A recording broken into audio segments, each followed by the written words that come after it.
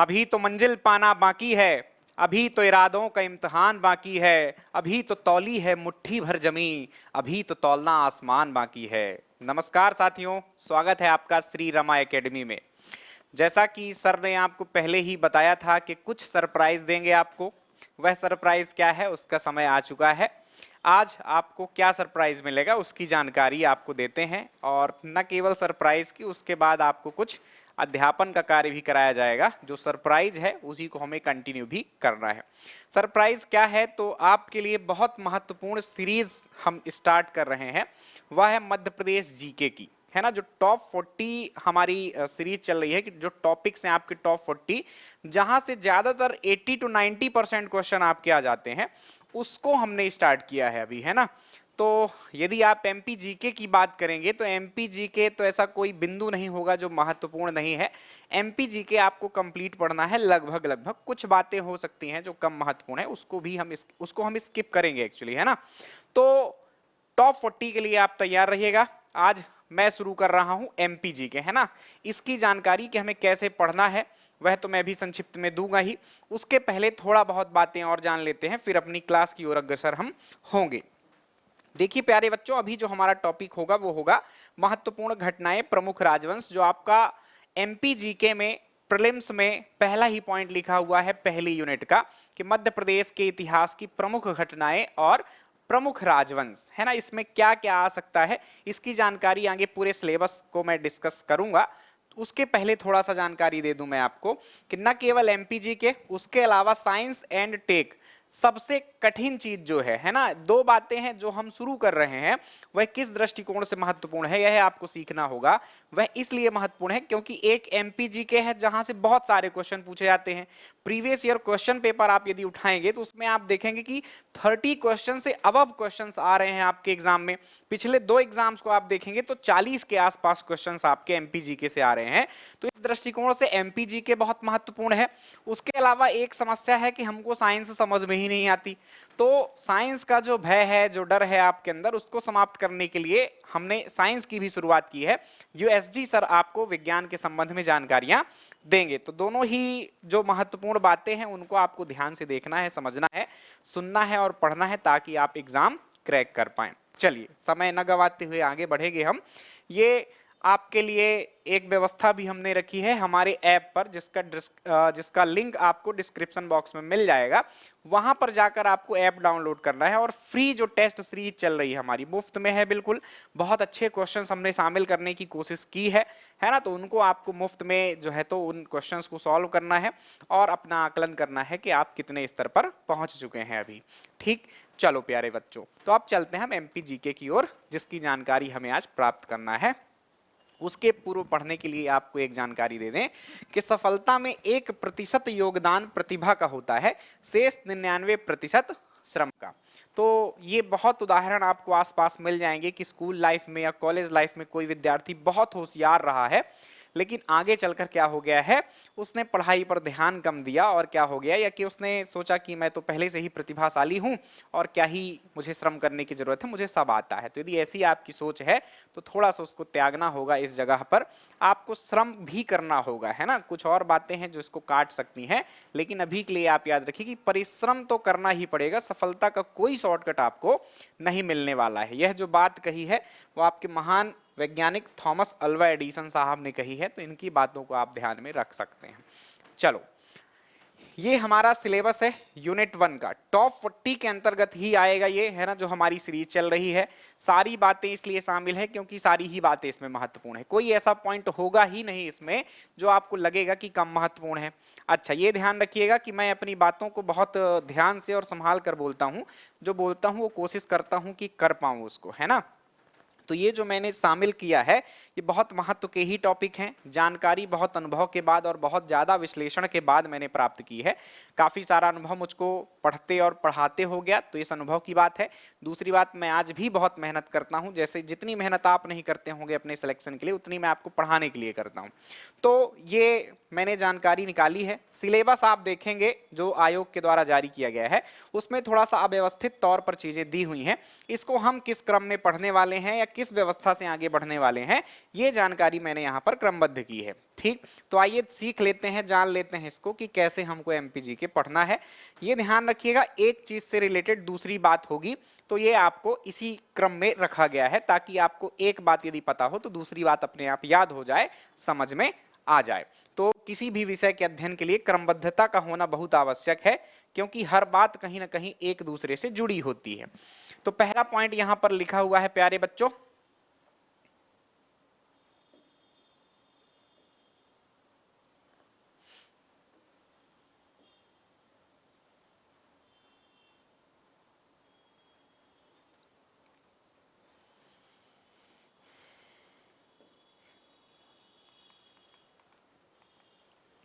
पहला पॉइंट है मध्य प्रदेश के इतिहास की महत्वपूर्ण घटनाएं एवं प्रमुख राजवंश। तो इसमें थोड़ा सा लेंदी हो जाएंगी चीजें, पहला लेक्चर रहेगा, बड़ा रहेगा, थोड़ा आप बोर हो सकते हैं, इसके लिए मैं क्षमा चाहूंगा आपसे क्योंकि इसमें बहुत सारी बातें शामिल है। क्या है इसमें, आपको ये हिस्ट्री का टॉपिक है, दो जो शुरुआत के टॉपिक हैं आपके वो मध्य प्रदेश इतिहास से रिलेटेड है, मध्य प्रदेश के इतिहास की प्रमुख घटनाएं प्रमुख राजवंश। दूसरा भी इतिहास से ही रिलेटेड है, स्वतंत्रता आंदोलन में मध्य प्रदेश का योगदान। कुल मिलाकर मॉडर्न हिस्ट्री की यहाँ पर बात की जा रही है ना। तो हम स्वतंत्रता आंदोलन तो प्रॉपरली पढ़ेंगे इसी टॉपिक के नाम से, है ना। स्वतंत्रता आंदोलन में मध्य प्रदेश का क्या योगदान रहा है ये प्रॉपर आपका व्यवस्थित तरीके से पढ़ेंगे। इसके ऊपर क्या क्या बातें हैं तो इसको समझेंगे आप यदि, तो जो हमारा मध्य प्रदेश का इतिहास है, जो इतिहास आप इतिहास के रूप में पढ़ते हैं, मतलब हिस्ट्री आपने पढ़ी होगी, उसमें आप शुरुआत करते हैं कहीं पाषाण काल से या कि सिंधु घाटी सभ्यता से। उसके अलावा आप बहुत सारे वंश, मौर्य वंश, गुप्त वंश, है ना, हर्षवर्धन काल, उसके अलावा आप मध्यकाल में आ जाते हैं जिसमें आप सल्तनत काल और मुगल काल को पढ़ते हुए, मराठा वंश को पढ़ते हुए हिस्ट्री में आ जाते, मॉडर्न हिस्ट्री में आ जाते हैं ना। उसी क्रम में हम चलेंगे, लेकिन किस दृष्टिकोण से, एमपी को देखते हुए। हमको भारत के इतिहास की बातें नहीं करनी है, वही सारी चीजें या कि वही बिंदु रहेंगे, किंतु उसको देखना किस दृष्टि से है, एमपी की दृष्टि से देखना है। कुछ बातें ऐसी होंगी जो एमपी में होंगी ही नहीं तो उनको हम स्किप भी करेंगे इतिहास की दृष्टि से। थोड़ा बहुत यदि आपको इतिहास का ज्ञान है तो बहुत अच्छे से समझ में आएगा, नहीं आएगा तो इतिहास पढ़ने का तरीका आपको समझ में आ जाएगा, इसकी गारंटी है। जो भारत का इतिहास है मैं उसकी बात कर रहा हूं, इस एमपी के इतिहास को पढ़कर आप भारत के इतिहास की बहुत सारी जानकारी प्राप्त कर लेंगे, ये मेरा दावा है कि कैसे इतिहास को पढ़ा जाता है। तो इसमें क्या होगा, तो घटनाएं कुछ भी हो सकती हैं कि पाषाण काल की प्रमुख घटनाएं, उसको पाषाण काल को एक घटना ही मान सकते हैं हम। राजवंशों की बात करें तो बहुत सारे वंश हैं, प्राचीन काल में है, मध्यकाल में है और कुछ आधुनिक काल में भी आपको कुछ वंश दिखाई देंगे।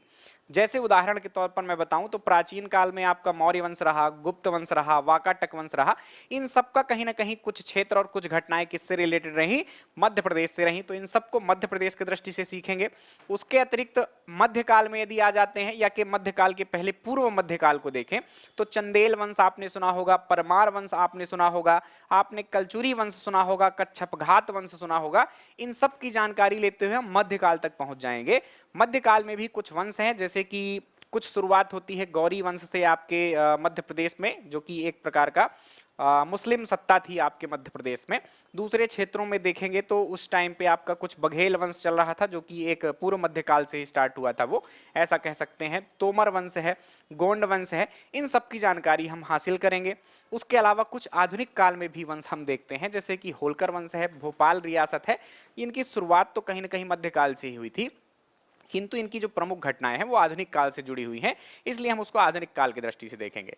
तो ये कुछ वंश हम पढ़ने वाले हैं इस पॉइंट के अंतर्गत। तो ये एक पॉइंट हमारा कंप्लीट होगा ऐसे। दूसरा बिंदु स्वतंत्रता आंदोलन हम देखेंगे कि जो भारत में घटनाएं घट रही थी उसका मध्य प्रदेश में क्या कुछ था, या कि मध्य प्रदेश स्तर पर स्वतंत्रता के लिए क्या प्रयास किए जा रहे थे, वो सब जानकारी हम हासिल करेंगे। इतिहास पढ़ने के बाद इतिहास से ही जुड़ा हुआ एक हिस्सा हो सकता है आपका पर्यटन वाला टॉपिक। पर्यटन बहुत महत्वपूर्ण है। यदि 20 प्रश्न एमपी जीके के कहीं आ रहे हैं तो उसमें से कहीं ना कहीं 6 या 7 प्रश्न आपके पर्यटन से रिलेटेड होते हैं, एक टॉपिक से खाली। तो आप समझ सकते हैं इस बात का महत्व। और ये पर्यटन किससे रिलेटेड है, वो भी हिस्ट्री से रिलेटेड है। बहुत सारे किले हैं, महल हैं, गुफाएं हैं, इन सब का संबंध कहाँ से आता है, हिस्ट्री से ही तो आता है कि किस वंश के शासकों ने किसी गुफा या महल का निर्माण करवाया, क्या कुछ उसके पीछे कहानी है, उस कहानी को जानेंगे ताकि याद करने में हमें आसानी रहे। ठीक, तो ये पर्यटन भी हिस्ट्री से ही जुड़ा हुआ है, तो जस्ट बाद मैंने उसको शुरू कर दिया है। उसके अलावा मध्य प्रदेश की प्रमुख जनजातियां और जनजातीय व्यक्तित्व, ये अलग अलग लिखे हैं किंतु मैंने इनको एक कर दिया है। एक साथ ही पूरी जनजातियां और जनजातीय व्यक्तित्व को जानेंगे एक लेक्चर में। उसके अलावा मध्य प्रदेश के प्रमुख साहित्यकार और उनकी कृतियों को सीखेंगे, ये अगला लेक्चर होगा, एक लेक्चर में जानकारी। उसके अलावा मध्य प्रदेश की प्रमुख कलाएं, जिसमें कि लोक कला हो सकती है। लोक कला में क्या क्या आता है? लोक संगीत हैं अलग अलग जगहों के, मालवा के अलग हैं, बघेलखंड के अलग हैं, बुंदेलखंड के अलग हैं। इसी प्रकार से लोक नृत्य भी हैं, लोक नाट्य भी हैं, लोक चित्रकला, शिल्पकला, लोक साहित्य, ये सारी जानकारियां क्या है हमको अलग अलग लेना है। तो लोक कला के अलावा स्थापत्य कला, ये सब हम एक लेक्चर में सीखेंगे। उसके अलावा अंत में कुछ प्रमुख त्योहार और बोलियां, ये आप सिलेबस से मिलाइएगा, हर बिंदु इसमें शामिल है, व्यवस्था मैंने अपने अनुसार कर रखी है इसकी। तो चलिए प्यारे बच्चों, ये हमने सीखा सिलेबस का अपने यूनिट 1 का कि कौन कौन से टॉपिक हैं। इन सभी टॉपिक्स से बहुत सारे प्रश्न आए हुए हैं, कोई ऐसा टॉपिक नहीं जिसको हम कम महत्व का कह दें। बहुत खतरनाक महत्व का है जनजातियां, खूब प्रश्न आए हुए हैं इससे। पर्यटन का मैंने आपको बता ही दिया, साहित्यकारों से खूब कृतियां पूछी गई हैं, आप प्रश्न उठाकर देखना प्रीवियस ईयर। उसके अलावा प्रमुख कलाएं हैं, लोक कलाओं से, शिल्प, लोक नाट्य से, लोक नृत्यों से, इनसे खूब प्रश्न आए हैं कि कहाँ का ये लोक नाट्य है, कहाँ का लोक नृत्य है। इसके अलावा स्थापत्य कला तो सीधा रिलेटेड है आपके कहां से? पर्यटन से, है ना। इसको मैं अलग से नहीं पढ़ाऊंगा, कोई स्थापत्य कला समझा सकता हूं कि कैसे आपको पढ़ना होता है। स्थापत्य कला में कि भरभूत स्थापत्य कला है, स्तूपों की स्थापत्य कला है, मंदिरों की स्थापत्य कला है, स्मारक जो हैं आपकी जैसे इमारतें हैं, भवन, किले हैं, इनकी स्थापत्य कला है। तो ये जब हम पर्यटन पढ़ते हैं ना, तभी मैं इन चीजों को शामिल कर देता हूं कि इसकी स्थापत्य की बात क्या है, कि कैसे बना है, किन पत्थरों से बना है।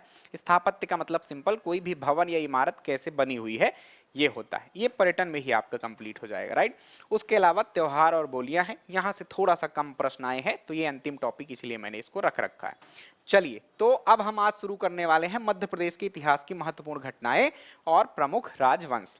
इसको भी मैं तोड़ देता हूं कि हम कैसे आगे बढ़ने वाले हैं। इतिहास यदि आप समझते होंगे कि इतिहास को कैसे पढ़ा जाता है, कैसे पढ़ना है, तो सबसे पहले वही आप पाषाण काल पढ़ते हैं, फिर सैंधव घाटी सभ्यता पढ़ते हैं।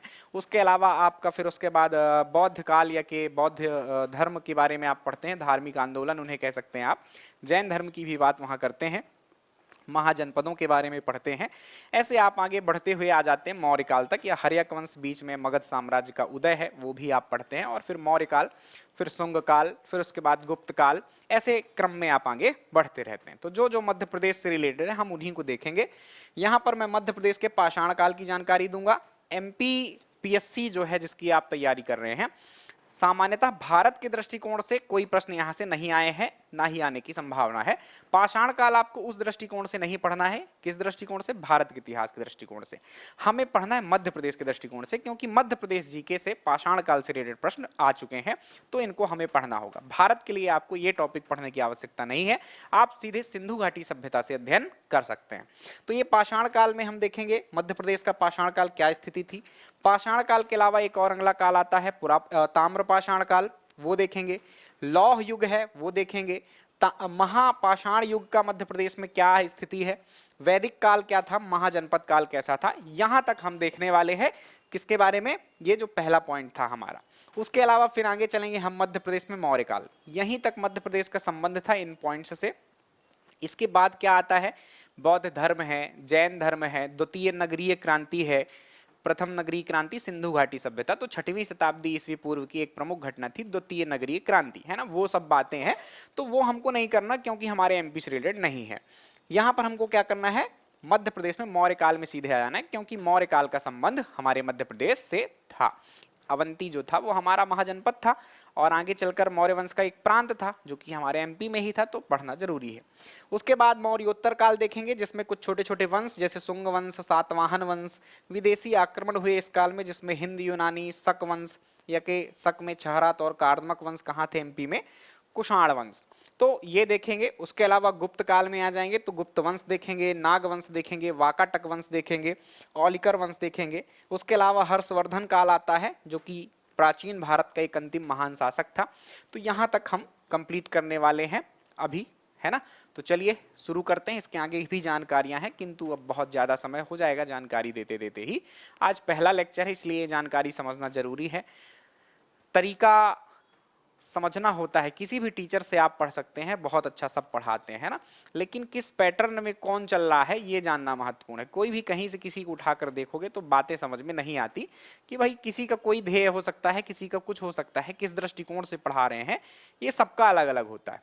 तो आप शुरू में जरूर किसी भी शिक्षक को देखें कि वो करना क्या चाह रहे हैं वास्तव में। तो आपने अभी मुझको समझा होगा कि मैं आपको कैसे एमपी की हिस्ट्री पढ़ाने वाला हूँ, और गारंटी लेना चाहो तो ले सकते हो। यदि इससे बेहतर कहीं कंटेंट आपको मिल जाए इतिहास का, मध्य प्रदेश के इतिहास का, तो आप मेरे पास आ जाइएगा। इंदौर में रहता हूँ, स्वागत है आपका। ठीक, चलिए शुरू करते हैं। इतिहास शुरू करने से पहले थोड़ा सा हमें जानना भी होगा कि इतिहास क्या है। यहाँ ज्यादातर जानकारियां भारत के इतिहास से जुड़ी होंगी। यदि आप उसको जानते हैं, समझते हैं, तो बहुत अच्छा समझ में आने वाला है। नहीं जानते हैं, नहीं समझते हैं, तो मैं हूं ही, आपके लिए ही आया हूं, मैं समझाऊंगा। तो इतिहास हम पढ़ने वाले हैं मध्य प्रदेश जीके का, तो संक्षिप्त में जान लेते हैं कि इतिहास क्या है। तो सिंपली आप ऐसा जानिए कि इतिहास एक ऐसा काल है, या इतिहास एक ऐसा लिखित संकलन है जिसमें जब से मानव की उत्पत्ति हुई है तब से लेकर अभी तक की जो प्रमुख घटनाएं हैं उनका उल्लेख किया गया होता है। महत्वपूर्ण क्या था इन लाइनों में? महत्वपूर्ण ये था कि मानव सभ्यता की जब से उत्पत्ति हुई है ना, कि सृष्टि की जब से उत्पत्ति हुई, उसमें भी जब से मानव की उत्पत्ति हुई, उनकी घटनाओं का जो लिखित संकलन है वो क्या कहलाता है? हिस्ट्री। तो दो बातें, कि एक तो मानव केंद्र में होना चाहिए, और दूसरी बात लिखित संकलन होना चाहिए। कोई भी बात जो नहीं लिखी गई है वो आपका हिस्ट्री नहीं होगा। घटनाएं तो बहुत सारी होती हैं, पर हर बात हिस्ट्री में दर्ज नहीं होती है, ये ध्यान रखिएगा। जो बातें लिखी जाती हैं वही मान्य होती हैं। जैसे कि आप सुनते होंगे कि इतिहास दोबारा लिखा जाना चाहिए, मोदी सरकार ऐसे प्रयास कर रही है। ऐसा हो सकता है क्योंकि बहुत सारे लोगों के बारे में या तो इतिहास में कम जानकारी दी गई, या कि किसी की जानकारी ही नहीं शामिल की गई, लेकिन उनका महत्व बहुत ज़्यादा था। तो वर्तमान में, या कि कुछ लोगों को ज़्यादा बढ़ा चढ़ाकर प्रस्तुत कर दिया गया और कुछ का महत्व कम कर दिया गया। तो इतिहास दोबारा लिखे जाने का मतलब यही है कि इतिहास लिखा जाता है, जो बातें शामिल की जाएंगी वही इतिहास माना जाता है। ठीक, लेखक होते हैं, बहुत बड़े बड़े राइटर्स होते हैं, हिस्टोरियंस होते हैं, उनके द्वारा ये काम किया जाता है, ये ध्यान रखिएगा। इतिहास के संबंध में एक बात जानिएगा, हेरोडोटस साहब हैं, उनको इतिहास का जनक कहते हैं। ये भारतीय इतिहास से रिलेटेड तथ्य हैं। हेरोडोटस साहब ने एक पुस्तक लिखी थी हिस्टोरिका, उसका भी आपको ख्याल रखना है। तो इतिहास का जनक कौन है? हेरोडोटस। इतिहास का पिता या जनक किसे कहा जाता है? हेरोडोटस को। हिस्टोरिका नामक पुस्तक इन्होंने लिखी थी, यह याद रखिएगा। किस चीज का वर्णन किया था इसमें? तो इसमें वर्णन किया था भारत और फारस के संबंधों का। तीन तथ्य यहां पर आपको प्राप्त हुए कि इतिहास का जनक किसे कहते हैं, क्या पुस्तक लिखी हेरोडोटस ने, सीधा सीधा प्रश्न बनेगा। उसके अलावा किस संबंध में वर्णन किया है ये पूछा जा सकता है, या कि ऐसा पूछ लेगा कि निम्नलिखित में से किस लेखक ने भारत व फारस के संबंधों का वर्णन किया है। फारस आज का पर्सिया या ईरान जो है वो फारस था, ये आप याद रखिएगा। ठीक, इनका जो विवरण था वो अफवाहों व अनुश्रुतियों पर आधारित था। ये 500 ईसा पूर्व के व्यक्ति थे। भूगोल का जनक हिकेटियस साहब को कहा जाता है। उनके साथ के व्यक्ति हैं, ये समकालीन हैं। भूगोल में भी इनका नाम आता है। इनको ऐतिहासिक भूगोल का जनक कहते हैं, यह भी आप याद रखिएगा। बहुत सारी जगहों पर ये भ्रमण करते थे। एक्चुअली आप बात तो ये समझ लीजिए कि पहले के व्यक्तियों को ना आप इतिहासकार सिद्ध कर पाएंगे, ना आप भूगोलवेत्ता सिद्ध कर पाएंगे, ना आप उनको साइंटिस्ट बता पाएंगे, क्योंकि पहले के व्यक्ति के काम कुछ और रहते थे, प्रोफेशन कुछ और रहता था, करते कुछ और रहते थे, लेकिन वो जानकारियां हमारे लिए आज महत्व की हैं, इसलिए उनका नाम चलता है। तो ये हिंद महासागर, कैस्पियन सागर, काला सागर, एशिया माइनर, ऐसी जगहों पर भ्रमण करते रहे। हिंद महासागर, अटलांटिक महासागर और प्रशांत महासागर में भी भ्रमण किया और बहुत सारी जानकारियां हमको दी। भारत के संबंध में हिंद महासागर की जानकारियां इन्होंने खूब दी, तो ऐतिहासिक भूगोल का जनक कहा जाता है। फ्रांस या के फारस और भारत के क्या संबंध थे वो सब जानकारियां भी इन्होंने दी। तो ये 3 अंक में भी मेंस में कभी आ जाए तो आप इस बात को लिख सकते हैं। सारी की सारी बातें तथ्यात्मक हैं, इसलिए इनको याद रखना पड़ेगा आपको। तो जाना हमने इतिहास क्या है। अब इतिहास कैसे पढ़ा जाता है, कैसे हम इसको तोड़ें, कैसे हम इसको डिवाइड करें, विभाजित करें, ताकि हमें क्या हो, सुविधा हो पढ़ने में। तो अध्ययन के लिए हम हर विषय को क्या कर लेते हैं, तोड़ लेते हैं, उनको कुछ भागों में विभाजित कर लेते हैं। तो आइए इतिहास को भी हम डिवाइड कर लेते हैं। तो ध्यान रखिएगा कि इतिहास को 3 भागों में विभाजित किया जाता है। किन भागों में? 3 भागों में। पहला है प्रागैतिहासिक काल,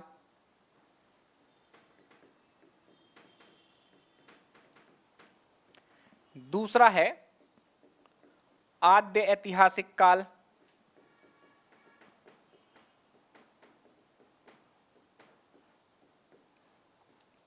और तीसरा है ऐतिहासिक काल। ये तीन भाग हैं आपके किसके? इतिहास के। इन्हीं को ही हमको पढ़ना है, इसके अंदर बहुत सारी बातें आएंगी। देखो, एक है ऐतिहासिक काल, आप इससे शुरू करें, है ना। ऐतिहासिक काल का क्या मतलब समझ में आ रहा है? इतिहास शब्द से ही जुड़ा हुआ है, इतिहास, ऐतिहासिक, है ना। तो इतिहास जो है हमारा, वो जान लेना क्या है, ऐतिहासिक काल में आएगा।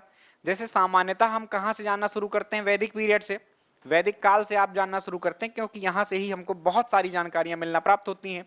तो यहाँ से शुरुआत हो जाती है आपकी इतिहास की। लेकिन इतिहास के भी और पहले क्या था, है ना। जो हमने इतिहास जो कॉमन है उससे पहले देखें तो उसके पहले क्या हो जाएगा? आद्य ऐतिहासिक। आद्य का मतलब एक आदि से आप समझ सकते हैं, आदि मतलब शुरुआत, है ना। आदि देव या के आदि गुरु शंकराचार्य, है ना। तो ये क्या है? आदि का मतलब शुरुआत। तो एक्चुअली इतिहास ये है, इतिहास के भी शुरुआत में या पहले क्या था, वो आद्य ऐतिहासिक हो गया। और उसके पहले प्रागैतिहासिक काल, दो भागों से आप जोड़ सकते हैं इसको। प्राक, प्राक शब्द का मतलब होता है बहुत पुराना, और ऐतिहासिक, तो प्रागैतिहासिक का मतलब जो बहुत ही पुराना हो, आद्य ऐतिहासिक से भी पुराना हो, उसको हम क्या कह देते? प्रागैतिहासिक काल। तो तीन भागों में बांटा हमने। शुरुआत होती है प्रागैतिहासिक काल से, देन आता है आद्य ऐतिहासिक, देन आता है ऐतिहासिक। अब इनके अंतर्गत क्या होता है ये जान लीजिए। तो प्रागैतिहासिक, अच्छा इनकी परिभाषा पहले जान लीजिए, तब थोड़ा सा इनको भी विभाजित करेंगे तो आपको ज्यादा बेटर समझ में आएगा। देखो, इतिहास को जानने के कई स्रोत होते हैं, कई साक्ष्य या प्रमाण होते हैं। इतिहास को जानने के क्या प्रमाण हो सकते हैं? तो पहली बात हो सकता है कि हमको कुछ लिखा पढ़ा मिल जाए। जो ज्यादातर इतिहास हम पढ़ते हैं उसमें ऐसी ही जानकारियां हैं कि सब कुछ कहीं ना कहीं किसी के द्वारा लिखा जा चुका है, और उसका विश्लेषण करके हम एक प्रॉपर वे पर प्रस्तुत कर देते हैं। तो एक लिखित चीजें हो सकती हैं, है ना, रिटन एविडेंस हो सकते हैं। उसके अलावा कुछ पुरातात्विक एविडेंस होते हैं। पुरातत्व का मतलब जो पुराने तत्व हैं, ऐसा कह दीजिए आप। पुराने तत्वों में क्या आ सकता है? तो पुराने तत्वों में आप कहा जाता है जैसे कोई इमारत प्राप्त हो गई, पुरानी भवन प्राप्त हो गया, कोई मृद भांड प्राप्त हो गए, यानी बर्तन जो होते हैं उनको मृद भांड, मिट्टी के जो बर्तन होते हैं उनको मृद भांड कहते हैं। इसके अलावा कुछ सिक्के प्राप्त हो गए, इसके अलावा कोई पाषाण के औजार प्राप्त हो गए। जो चीजें उस टाइम पे यूज करते थे लोग और दबी कुचली कुछ भाव में मिलते हैं हमको, उनको पुरातत्व कहते हैं अपन। तो पुरातात्विक साक्ष्य यदि प्राप्त हो जाए, तो या तो लिखित साक्ष्य प्राप्त हो, पुरातात्विक साक्ष्य प्राप्त हो, तो हम इतिहास को जान पाते हैं। तो इनकी परिभाषा भी उन्हीं दो साक्ष्यों पर ही आधारित है। तो जिस काल का इतिहास हमको कैसे ज्ञात होता है? पुरातात्विक साक्ष्यों के आधार पर, है ना। कि ऐसा काल जिसको जानने का हमारा जो स्रोत है वो पुरातात्विक साक्ष्य प्रमाण ही हैं, लिखित साक्ष्य हमको वहां से प्राप्त नहीं हुए हैं, उसको हम कहते हैं प्रागैतिहासिक काल। क्या कह देते हैं? प्रागैतिहासिक काल। चूंकि ये काल ऐसा था जिसमें मानव, आप ऐसा कहिए, खाना बदोश जीवन व्यतीत करता था, और जो उसके औजार या उपकरण हुआ करते थे वो ज्यादातर पाषाणों से जुड़े हुए थे, या कि उनका जीवन ही पाषाणों से जुड़ा हुआ था। उनका रहना भी पत्थरों पर, उनका खाना भी पत्थरों से, पत्थर नहीं खाते थे, पत्थरों के द्वारा, है ना, काट कूट कर पत्थर के औजार बनाए, उसको काटा, जानवरों को मारा, पत्थर से काटा। तो पाषाणों से खाना भी जुड़ा हुआ था।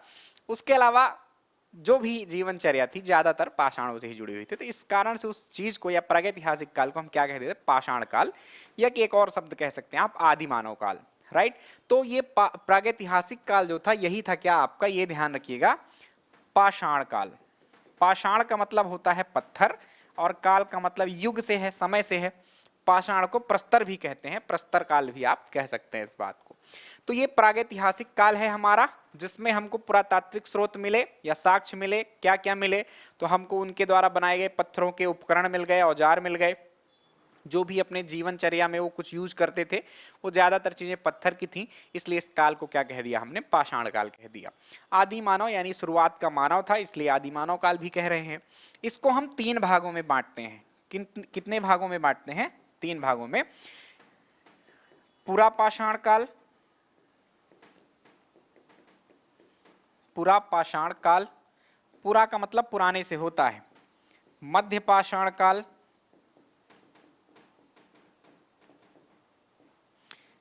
और इसके अलावा नवपाषाण काल। नवपाषाण काल। तो पुरापाषाण काल, मध्य पाषाण काल और नवपाषाण काल, ये 3 भागों में बांटते हैं हम अपने अध्ययन की दृष्टि से कि पुराने काल में कब था मानव। इनका काल मैं आपको नहीं बताऊंगा क्योंकि वो विवादित है, मुझे समझाने में ही सारा समय चला जाएगा कि क्यों ऐसी डेट्स हैं।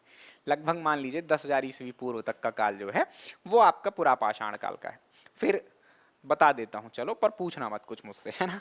मध्य पाषाण काल जो है वो 10,000 से लेकर 4,000 ईस्वी पूर्व तक है, और नवपाषाण काल जो है वो 9,000 ईस्वी पूर्व से 2,000 ईस्वी पूर्व तक है।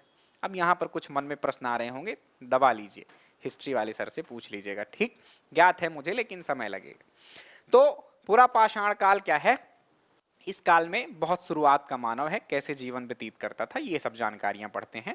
कुछ बदलाव हुए तो मध्य पाषाण काल कहा गया उसमें, है ना, चेंजेस हो गए जीवन के।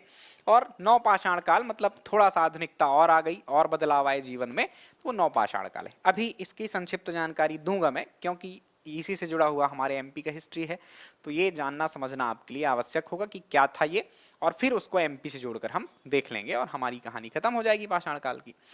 आद्य ऐतिहासिक काल की बात करें तो ये ऐसा काल था जिसमें हमको पुरातात्विक साक्ष्य प्राप्त होते हैं, साथ ही हमको लिखित साक्ष्य भी प्राप्त होते हैं, है ना। लिखित में हमको जानकारियां प्राप्त हुई हैं इस काल में, और वही काल जो है आपका आद्य ऐतिहासिक काल है। शायद परिभाषा से आप सोच ना पा रहे हो तो एग्जाम्पल से आप सोच पाएंगे। ये काल था सिंधु घाटी सभ्यता का। कौन सा काल था? सिंधु घाटी सभ्यता का, ब्रॉन्ज एज सिविलाइजेशन, सिंधु घाटी सभ्यता, इसी का नाम है ब्रॉन्ज एज सिविलाइजेशन, जिसे हम कांस्य युगीन सभ्यता भी कहते हैं या हड़प्पा कालीन सभ्यता भी कहते हैं, ठीक। तो सिंधु नदी के आसपास पनपी, इसलिए सिंधु घाटी सभ्यता। सिंधु घाटी सभ्यता में अब आप सोचिए कि यहाँ से हमको क्या मिला है? पुरातात्विक साक्ष्य भी मिला है कि इनकी इमारतें मिली हैं, इनके द्वारा चलाए जाने वाले कुछ मुहरे मिले हैं, इनके द्वारा यूज किए जाने वाले बर्तन मिले हैं, तो ये सब पुरातात्विक साक्ष्य हो गए। इसके अलावा यहाँ से हमको लिखित जानकारियां भी मिली हुई हैं। मुहरों पर कुछ बात लिखी हुई है, उनको हम पढ़ नहीं सके हैं, ये महत्वपूर्ण बात है।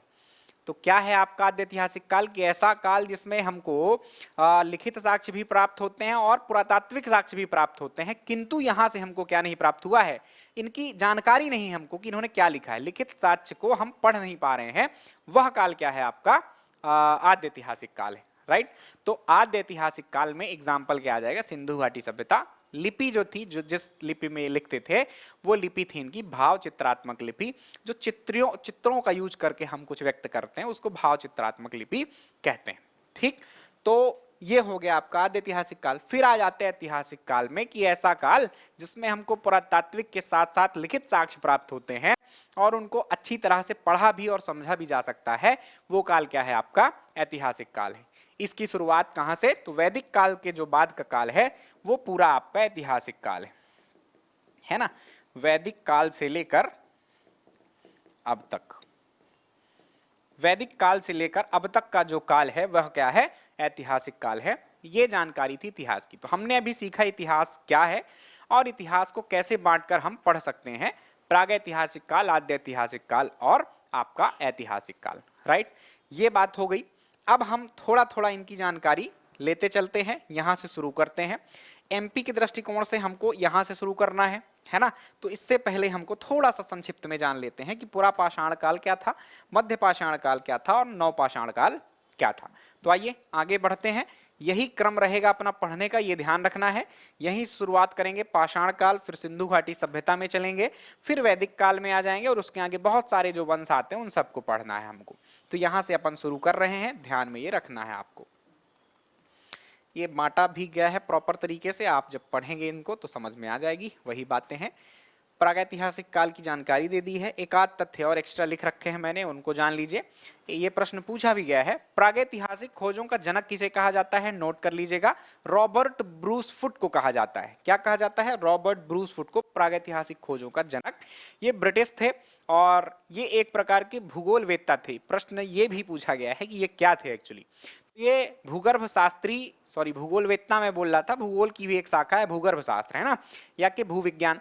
तो भूगर्भ शास्त्री थे एक प्रकार के, या भू वैज्ञानिक थे, जियोलॉजिस्ट इनको कह सकते हैं आप, है ना। उसके साथ साथ इन्होंने कुछ ऐसे काम किए इतिहास से जुड़े हुए, तो पुरातत्वविद भी आप मान सकते हैं इनको। ये GSI एक इंस्टीट्यूट हमारे यहाँ, geological survey of India, 1854 actually 1854 में जिसकी स्थापना हुई थी, उसके ये हेड थे। शुरुआत में इन्होंने ऐसे कुछ काम किए थे।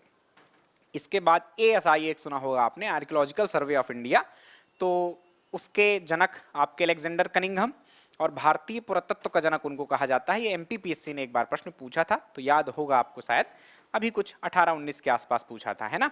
तो ध्यान रखिएगा, भारतीय पुरातत्व का जनक अलेक्जेंडर कनिंघम, जो कि ASI के हेड थे, भारतीय पुरातत्व सर्वेक्षण, है ना, एक संस्थान है वो।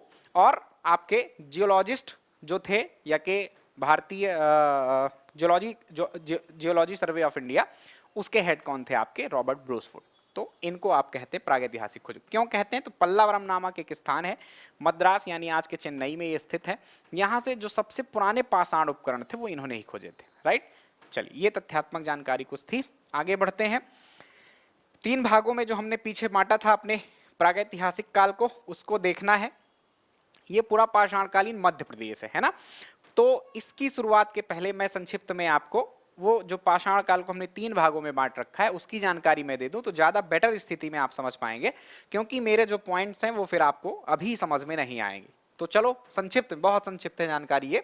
देखो, यहीं पर ले लेते हैं अपन। हमको यदि जानना है कि पूरा पाषाण काल में क्या था, कैसे मानव रहता था, तो पुराने काल का मानव है, उसी की जानकारी लेना है। तो कुछ बिंदु हम डिसाइड कर लेते हैं कि इन बिंदुओं के आधार पर हम इसको जान लेते हैं। तो देखो, यहां पर हम देख लेते हैं कौन कौन से बिंदु हो सकते हैं। तो एक बिंदु हम मान लेते हैं कि इनका आवास कहाँ था, है ना, कहाँ रहन सहन कह सकते हैं आप इसको, कहाँ रहते थे। भोजन की बात कर लें अपन, इनके अंतर करेंगे तीनों में अपन, भोजन क्या करते थे। इसके अलावा हम इनके वस्त्रों की बात कर लें। इसके अलावा हम शुरुआत में अपन तो औजार या उपकरण देख लें कि यूज क्या करते थे उपकरणों का। इसके अलावा वस्त्रों के अलावा इनकी सामाजिक स्थिति देख लें कि समाज में कैसे थे ये, या कि और सामाजिक स्थिति में बहुत सारी बातें हो सकती हैं कि कैसे मृत्यु संस्कार किया जाता था, क्या कुछ। इसके अलावा ये व्यवसाय यानी कि क्या काम किया करते थे उस काल में। इसके अलावा यहाँ पर हम देख सकते हैं कुछ प्रमुख स्थलों की जानकारी कि कहाँ से हमको ये जानकारी मिलती है। विस्तार क्या था, मतलब कहाँ कहाँ ये हमारे देश में या विदेश में रहे। विदेश की बात नहीं करेंगे हम, वो आप वर्ल्ड हिस्ट्री में पढ़ेंगे। यहाँ पर आपको देश की बात या कि MP की बात करेंगे। औजारों की बात करें तो पहले बात करें अपन पुरा पाषाण काल की, देन बात करें अपन मध्य पाषाण काल की, एंड देन बात करें अपन नव पाषाण काल की। ये लिखूंगा नहीं, लिखने में समय ज्यादा लगता है, बस आप अंतर के रूप में सुन लीजिएगा। ये सिर्फ सुनना है, आपके सिलेबस में भारत के दृष्टिकोण से तो है ही नहीं, MP का है तो अपन आगे पढ़ने ही वाले हैं। तो इस काल के औजार या उपकरण, औजार का मतलब कुछ काम करने के लिए क्या उपकरण यूज किया करते थे, क्या चीजें यूज किया करते थे, उसकी बात है। तो इस काल में ज्यादातर इनका जो काम रहता था, व्यवसाय की बात पहले कर लें हम, मैं पूरा पाषाण काल की बात कर रहा हूँ। पूरा पाषाण काल का जो मानव था उसका काम क्या था, शिकार करना, और तो कुछ काम ही नहीं था। तो वो किस चीज का यूज करता था, क्या औजार थे उसके, तो पत्थरों के बने हुए थे, इसीलिए तो हम पाषाण काल कह रहे हैं। तो ध्यान ये रखिएगा, पत्थर के साथ साथ हड्डियों का भी इस्तेमाल करते थे। आइवरीज का यानी हाथी के जो दांत होते हैं उन सब का इस्तेमाल करके ये लोग कुछ औजार प्रमुख रूप से बना लिया करते थे।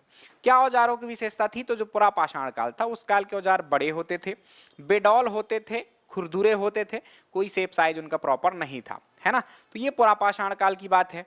नव पाषाण काल के औजार कैसे हो गए, थोड़ा सा इनमें सुधार हो गया, आकार में ये छोटे हो गए, है ना। ये मध्य पाषाण काल क्या है, ये बीच का संक्रमण काल है एक्चुअली। पहले तो पूरा पाषाण काल और नव पाषाण काल में ही हम बांटते थे, लेकिन बीच में पता चला कि एक और संस्कृति थी, एक और सभ्यता थी जो इन दोनों से पृथक थी, थोड़ा सा संक्रमण कालीन थी, तो उसको हमने मध्यकाल में बांट दिया। तो मध्यकाल में थोड़ा बहुत सुधार हो गए, औजारों के जो शेप थे वो छोटे होने लगे, जो खुरदुरे ज्यादा थे वो थोड़ा बहुत चिकने होने लगे, पत्थरों पर घिस वगैरह के, और नुकीले होने लगे। तो ये कुछ औजार हुआ करते थे मध्यकाल में। नव पाषाण काल में औजारों का आकार बहुत चेंज हो जाता है, बिल्कुल छोटे छोटे उपकरण ये यूज करने लगे। कुल्हाड़ी या के दूसरे औजार यूज करते, उनमें मुठिया का इस्तेमाल करने लगे ताकि यूज करना उनका आसान हो जाए। और बनते वो उसी तरह से थे जैसे पूरा पाषाण काल में बनते थे। कैसे? पत्थरों से, हड्डियों से और हाथी दांत वगैरह का इस्तेमाल करते थे। नव पाषाण काल में आपको बहुत ही छोटे उपकरण, अच्छा बहुत छोटे उपकरणों को क्या कहा जाता है, एक ये प्रश्न आता है, तो आप लघु अस्म याद रखिएगा, है ना, लघु अस्म कहते हैं माइक्रोलिथ, जो कि बहुत छोटे उपकरण होते थे इस काल के। अगली बात करें हम आवास की कि कहाँ रहते थे, तो पूरा पाषाण काल यानी शुरुआत का मानव है ये, तो कहाँ रहता था? गुफाओं में रहता था, पेड़ों की टहनियों में रहता था, तो ये इनका आवास हुआ करता था। मध्य पाषाण काल तक थोड़ा बहुत घास फूस की झोपड़ी बनाकर आ गए, और नौ पाषाण काल तक आते आते ये कैसे रहने लगे? मिट्टी और पत्थरों के बने हुए घर बनाने लगे, और उसके ऊपर जो भी झोपड़ी वगैरह यानी कि कांस वगैरह होती है, एक प्रकार की घास है, वो सब छा कर रहने लगे और समूह में रहने लगे, ऐसा आप कह सकते हैं। उसके अलावा भोजन की बात करें, क्या करते थे, तो पूरा पाषाण कालीन मानव जो भोजन करता था वो करता था मांस, है ना, कुछ और तो उगा तो पाता नहीं था, खेती वेती नहीं होती थी इस टाइम पे, शिकार करता था और जानवरों का मांस खाता था। मांस भी कैसा, ये महत्वपूर्ण है, कच्चा मांस खाता था, क्योंकि भुनकर या कि तलकर ऐसा कोई व्यवस्था उस टाइम पे नहीं थी, जैसे आज आप भुना हुआ खाते हैं, तला हुआ खाते हैं, अलग अलग प्रकार के। तो उस काल के मानव की ये व्यवस्थाएं नहीं थी। आग जरूर थी, ये मत कहना, आग की खोज कभी पूछा जाए तो बता देना पूरा पाषाण काल में ही हो गई थी, जान गया था कि आग है, उपयोग मानव नहीं जानता था उसका, है ना, ये ध्यान रखिए, उपयोग हमने नौ पाषाण काल में सीखा आग का। तो पूरा पाषाण काल में मानव क्या करता था? कच्चा मांस खाता था, और जो फल फूल या के कंदमूल वगैरह होते थे वो खा लेता था। मध्य पाषाण काल में भी यही भोजन प्रक्रिया रही लगभग। नौ पाषाण काल में पूरी तरह से बदल गई ये प्रक्रिया। नौ पाषाण काल में हमारे पास बहुत सारी चीजों का विस्तार हो गया, कृषि का विस्तार हो गया, अब तक तो भोजन अनाज के रूप में करने लगा, जौ गेहूं चावल इन सब की जानकारियां हो गई थी मानव को। उसके अलावा नौ पाषाण काल में पहिए का विस्तार हो गया था, तो आप इसको छोड़ दीजिए, अभी खाने की बात हम कर रहे थे। तो खाने की बात में अनाज खाने लगा। पशुपालन एक्चुअली मध्य काल में आ जाता है, एक व्यवसाय जब नीचे पढ़ेंगे तो बताऊंगा। पशुपालन जो मानव करने लगा था वो मध्यकाल में करने लगा था, तो पशुपालक हो गया मानव, तो पशु जब पालेगा तो दूध तो निकालेगा, तो दूध खाने लगा। उसके अलावा मांस तो खाता ही था, खाने में अंतर आ गया कि पकाकर खाने लगा, क्योंकि आग का उपयोग अब सीख गया। उसके अतिरिक्त मानव ने जो भी और चीजें कंदमूल फल फूल खाता था वो सब तो खाता ही रहा, ठीक। तो ये कुछ खाने पीने की बात थी। उसके अतिरिक्त वस्त्रों की बात करें तो पहले जो पत्ते वत्ते होते थे वो सब लपेट कर या कि जानवरों की खाल लपेट कर चल जाता था उसका काम। मध्यकाल में भी यही रहा। नव पाषाण काल में थोड़ा चेंजेस हुए, इस टाइम पर कढ़ाई बुनाई, कढ़ाई तो नहीं बुनाई आप कह सकते हैं, वस्त्रों की जानकारी मानव को हो गई थी। ऐसा कहते हैं कि कपास की जो खेती थी वो आज से 5000 ईसा पूर्व, है ना, आज से नहीं, 5000 ईसा पूर्व कपास की जानकारी हो गई थी मानव की। हालांकि वो बृहद रूप में आपको हड़प्पा काल में दिखाई देता है उसका यूज, ठीक।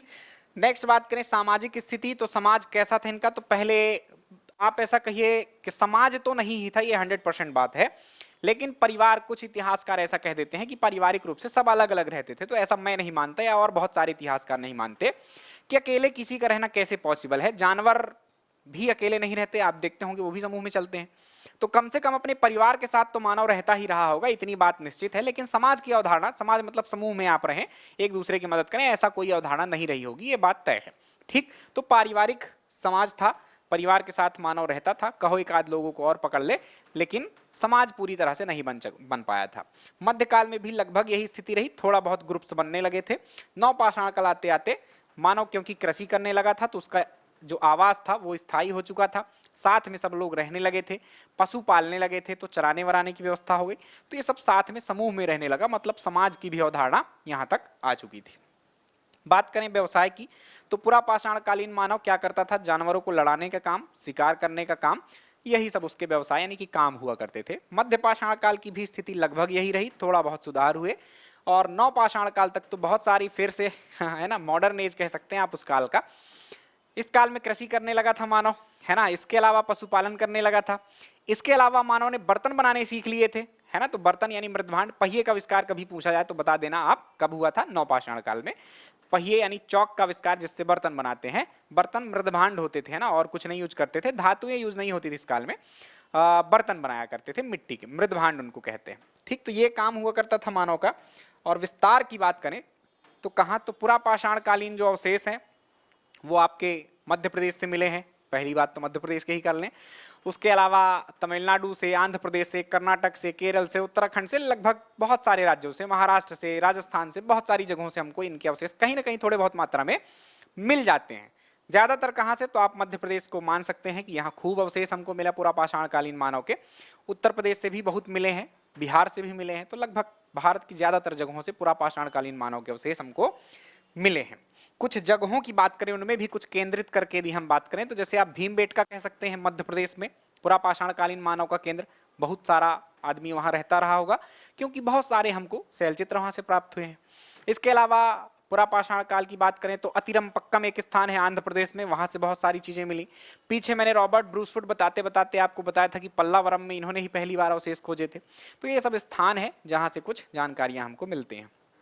मध्य पाषाण काल की बात करें तो मध्य प्रदेश में एक आदमगढ़ है आपके, यहाँ से पशुपालक होने का साक्ष्य प्राप्त होता है। राजस्थान के बागोर में एक जगह है, बागोर जगह है, वहाँ से ये मानव की जानकारियाँ मिली, मध्य पाषाणकालीन मानव की।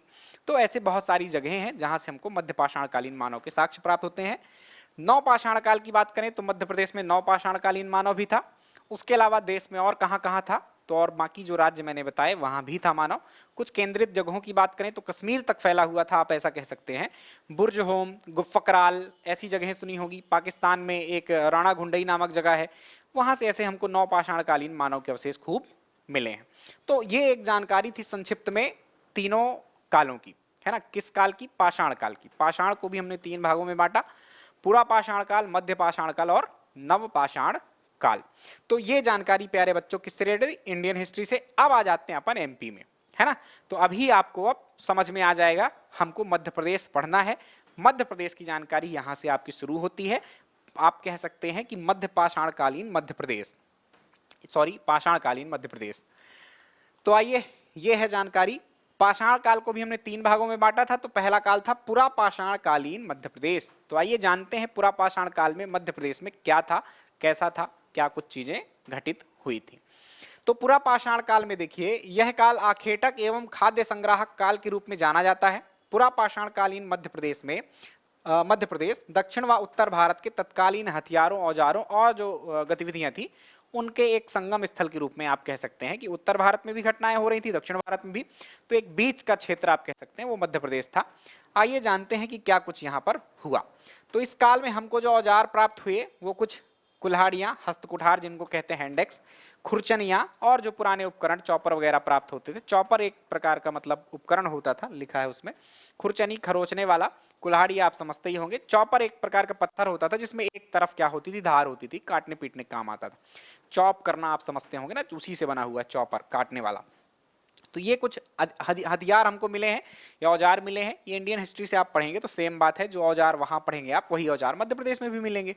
कोई विशेष हथियार या औजार, या कि हथियार औजार का मतलब उपकरण क्या यूज करते थे उस टाइम पे। नदी क्षेत्र, यानी अब मध्य प्रदेश में हमारे कहाँ विस्तार था, कहाँ ये मानव मिलता था, क्या करता था, ये महत्व की जानकारी है ना। तो आइए देख लेते हैं किन किन नदी घाटियों से हमको मध्य पुरा पाषाणकालीन मानव की जानकारी मिलती है। तो पुरा पाषाणकालीन मानव सबसे ज्यादा तो हमको नर्मदा घाटी में मिलता है।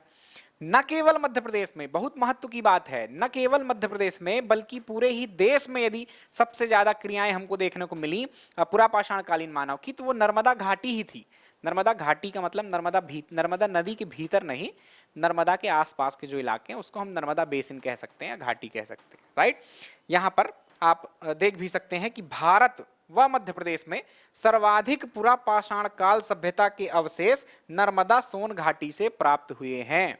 तो बहुत इंपॉर्टेंट है भारत के इतिहास के दृष्टिकोण से भी और एमपी के इतिहास के दृष्टिकोण से भी। तो नर्मदा घाटी से हमको अवशेष प्राप्त हुए। अभी घाटी तक याद रखिए, फिर इसके अंतर्गत कौन कौन से स्थान मिलते हैं अभी ये स्थल लिखे हुए हैं। चंबल घाटी है, बेतवा घाटी है, धसान, वेनगंगा, बाघिन, सोन और इनकी सहायक नदियां। ये लगभग पूरे मध्य प्रदेश में ही कोई नदी नहीं होगी जहां पर ये अवशेष नहीं मिले हैं, पर हमको तो महत्वपूर्ण बातें करनी है। तो प्यारे बच्चों, नर्मदा घाटी और चंबल घाटी और सोन घाटी ऐसा आप महत्व का मान सकते हैं। कौन कौन से प्रमुख स्थल हैं इस काल के जहां पर मानव ने खूब गतिविधियां अपनी की, खूब एक्टिविटीज की, तो उनको मैंने अलग से हाईलाइट कर रखा है, रेड कर दिया है। जगहें और भी हैं जिनको नॉर्मल तरीके से लिखा हुआ है, आप उसको खुद पढ़ सकते हैं। मैं बात करूंगा भीमबेटका की, रायसेन में है, महेश्वर खरगोन में है, हथनौरा जो कि सीहोर में है, मृगेंद्र नाथ की गुफाएं ये भी रायसेन में है। उसके अतिरिक्त पिपरिया या महादेव पिपरिया, एक्चुअली यहाँ पर थोड़ा सा जानकारी गलत हो गई है, ये महादेव पिपरिया है और महादेव पिपरिया है आपके नरसिंहपुर में, है ना, इसको स्किप करके सुधरवा देंगे, कोई दिक्कत नहीं है। महादेव पिपरिया है जो कि नरसिंहपुर में है, वहां से पूरा पाषाण कालीन मानव की जानकारी मिलती है। भूतरा नामक स्थान भी नरसिंहपुर में ही है। तो ये कुछ प्रमुख स्थल हैं जिनसे तथ्य बनते हैं, तो इनकी जानकारी हम अलग से भी प्राप्त करेंगे कि क्या कैसे मिला, कैसे रहा मानव वहां पर। बाकी स्थल और भी हैं, इनको आपको पढ़ने की आवश्यकता मैं नहीं समझता कि है आपको। ठीक, तो हमने जाना कि क्या औजार यूज करता था मानव इस काल में, किन नदी घाटियों के किनारे हमको इनके अवशेष प्राप्त होते हैं, कौन कौन से प्रमुख स्थल हैं जहां से ये प्राप्त हुए, और अंतिम में कुछ विशेष बातें जिसमें से हमने ये जाना कि ये नर्मदा जो घाटी थी वहां पर पुरापाषाणकालीन मानव का जो गतिविधियां थी वो सबसे ज्यादा थी हमारे मध्य प्रदेश में ही। उसके अलावा भेड़ाघाट व भुतरा नामक स्थान से स्तनधारी पशुओं के जीवाश्म प्राप्त हुए हैं, क्योंकि ये भेड़ाघाट और इसमें आते हैं व्हाइट वाले में, ये रेड वालों को तो मैं पढ़ाऊंगा लेकिन जो नीचे लिखे हुए हैं उनको नहीं पढ़ाने वाला, इसलिए यहीं पर ये फैक्ट मैंने दे दिया कि भेड़ाघाट जो कि जबलपुर में स्थित है और भूतरा जो कि आपके यहाँ पर स्थित है, यहाँ से स्तनधारी पशुओं के अवशेष मिले। स्तनधारी पशु क्या होते हैं, तो जो मैमल्स कहलाते हैं, मानव भी एक स्तनधारी पशु है, व्हेल मछली स्तनधारी है, हाथी स्तनधारी है, ये सारे जीव क्या हैं, स्तनधारी। तो इनके अवशेष हमको प्राप्त होते हैं। अब आगे क्या करना है, ये तो पुरापाषाणकालीन मध्य प्रदेश की जानकारी थी। इसमें से सर जी क्या पूछा जाएगा हमसे, तो पूछा तो ये जाएगा कि ये जो पुरापाषाणकालीन बस्तियां थी, ये सभ्यता के अवशेष हैं, इन स्थानों से मिले हैं, तो ये कहाँ है। पर ये बात पहले पूछी जाती थी, ये कॉमन था। अब इतनी बार पूछा जा चुका है कि बिल्कुल संभावना नहीं कि ये पूछ ले कि भीमबेटका कहाँ है। इसकी संभावना तो बहुत ही कम है, क्योंकि पीएससी ने ही 3 बार पूछ रखा है कि भीमबेटका कहाँ है ना, तो अब नहीं पूछा जाएगा। तो ये कहाँ है ये तो आपको पता चल गया। इसके अलावा और यहाँ से क्या मिला, क्यों महत्व है इनका, ये जानना जरूरी है। तो हमको एक एक करके इनके बारे में जो तथ्य हैं वो प्राप्त करना होंगे। तो शुरू करते हैं हम भीमबेटका से, जो कि रायसेन में है, इसकी जानकारी प्राप्त करते हैं। हालांकि इनमें से कुछ स्थल हम पर्यटन में भी पढ़ेंगे, जैसे भीमबेटका एक ऐसा स्थल है जिसको हम पर्यटन में भी शामिल करेंगे। पर्यटन में भी जो स्थल हैं उनको हम कुछ भागों में बांटेंगे। बांटना मेरा बहुत अच्छा काम है, हम बंटवारा करके जब पढ़ते हैं तो हमको समझ में बहुत अच्छी तरह से आ जाता है। तो जब ऐतिहासिक और पुरातात्विक स्थल हम पढ़ेंगे तो उसमें भीमबेटका को मैं वहां भी शामिल करूंगा, किंतु यही जानकारी दे देता हूं, थोड़ा बहुत एक्स्ट्रा जानकारी वहां पर और दूंगा। तो महेश्वर को शामिल करेंगे, है ना, इनकी बाकी को शामिल करने की हमको पर्यटन केंद्र के रूप में नहीं है, क्योंकि इतने लोग वहां नहीं जाते हैं, पर भीमबेटका में बहुत सारे लोग पर्यटन के लिए जाते हैं। तो चलिए एक एक करके शुरू करते हैं प्यारे बच्चों। भीमबेटका ये है, कहाँ स्थित है, पहली बात तो रायसेन में स्थित है, ये पूछा जा चुका है पीएससी के द्वारा। उसमें ऑप्शन था ओबेदुल्लागंज रायसेन, तो रायसेन के ओबेदुल्लागंज में ये जो स्थित है आपका भीमबेटका। ये कौन किसने खोजा या कहाँ कैसे जानकारी हमको भीमबेटका की मिली, तो आपके मध्य प्रदेश के ही थे एक पुरातत्वविद जिनका नाम था विष्णु श्रीधर वाकड़कर। यहाँ पर लिखा है विष्णु श्रीधर वाकड़कर साहब। इन्होंने खोजा था हमारे भीमबेटका को। कोई इस उद्देश्य के साथ नहीं गए थे कि हमको कुछ खोजना है, कुछ विशेष स्थितियां थी जिसके कारण वो वहां पहुंच गए और उनको ये जानकारियां मिल गई। पुरातत्वविद तो थे ही, बहुत कम आयु के थे उस टाइम पे, बिल्कुल नौजवान थे, उनकी डिग्रियां वगैरह उसी टाइम पे कंप्लीट हुई थी और उन्हें इतनी बड़ी खोज कर डाली। नीमच के थे, ये ध्यान रखिएगा। तो 1957 में या 57-58 में विष्णु श्रीधर वाकड़कर ने भीमबेटका के बारे में हमको जानकारी दी। पुरापाषाण काल, मध्य पाषाण काल और नवपाषाण काल, तीनों ही जो पाषाण काल थे उनके जो हमको अवशेष मिलते वो भीमबेटका से मिल जाते। ये पूछा गया प्रश्न है आपकी यूपीपीसीएस में कि ऐसा कौन सा स्थल है जहां से हमको पुरापाषाण काल का भी मानव मिलता है, जहां से हमको मध्य पाषाण काल का भी और जहां से हमको नवपाषाण काल का भी, क्योंकि अलग अलग काल थे तो तीनों ही कालों में मानव यहाँ पर विचरण करता था। यह बात आपकी जो है तो यहाँ से सिद्ध हुई है। तीनों काल के हमको चित्रकारी के प्रमाण मिले हैं, शिलाश्रय मिले हैं, तो हम कह सकते हैं कि इसमें तीनों कालों में मानव रहा करता था भीमबेटका में, है ना। लगभग 10 किलोमीटर स्क्वायर का जो एरिया था, 10 वर्ग किलोमीटर का क्षेत्रफल का जो एरिया था, वहां पर ये पुराने लोग वहां रहा करते थे, यानी आदि मानव यहाँ पर रहा करते थे। क्या मिला है यहाँ से, हमने जान लिया कि कहाँ है, किसने खोजा, क्या प्रमुख बात है इसकी, और जान लें कि यहाँ से मिला क्या है भाई, क्यों इतना प्रसिद्ध है। तो ध्यान रखना है, यहाँ पर जो पाषाणकालीन शैलाश्रय थे वो मिले हैं और आपके शैल चित्र मिले हैं। तो क्या मिला है, शैलाश्रय और शैल चित्र। शैलाश्रय का तात्पर्य एकदम सरल भाषा में गुफा होता है। शैल धन आश्रय बराबर शैलाश्रय। शैलों से बना हुआ कोई आश्रय स्थल शैलाश्रय कहलाता है। सामान्यतः गुफा आप कह देते हो उसको।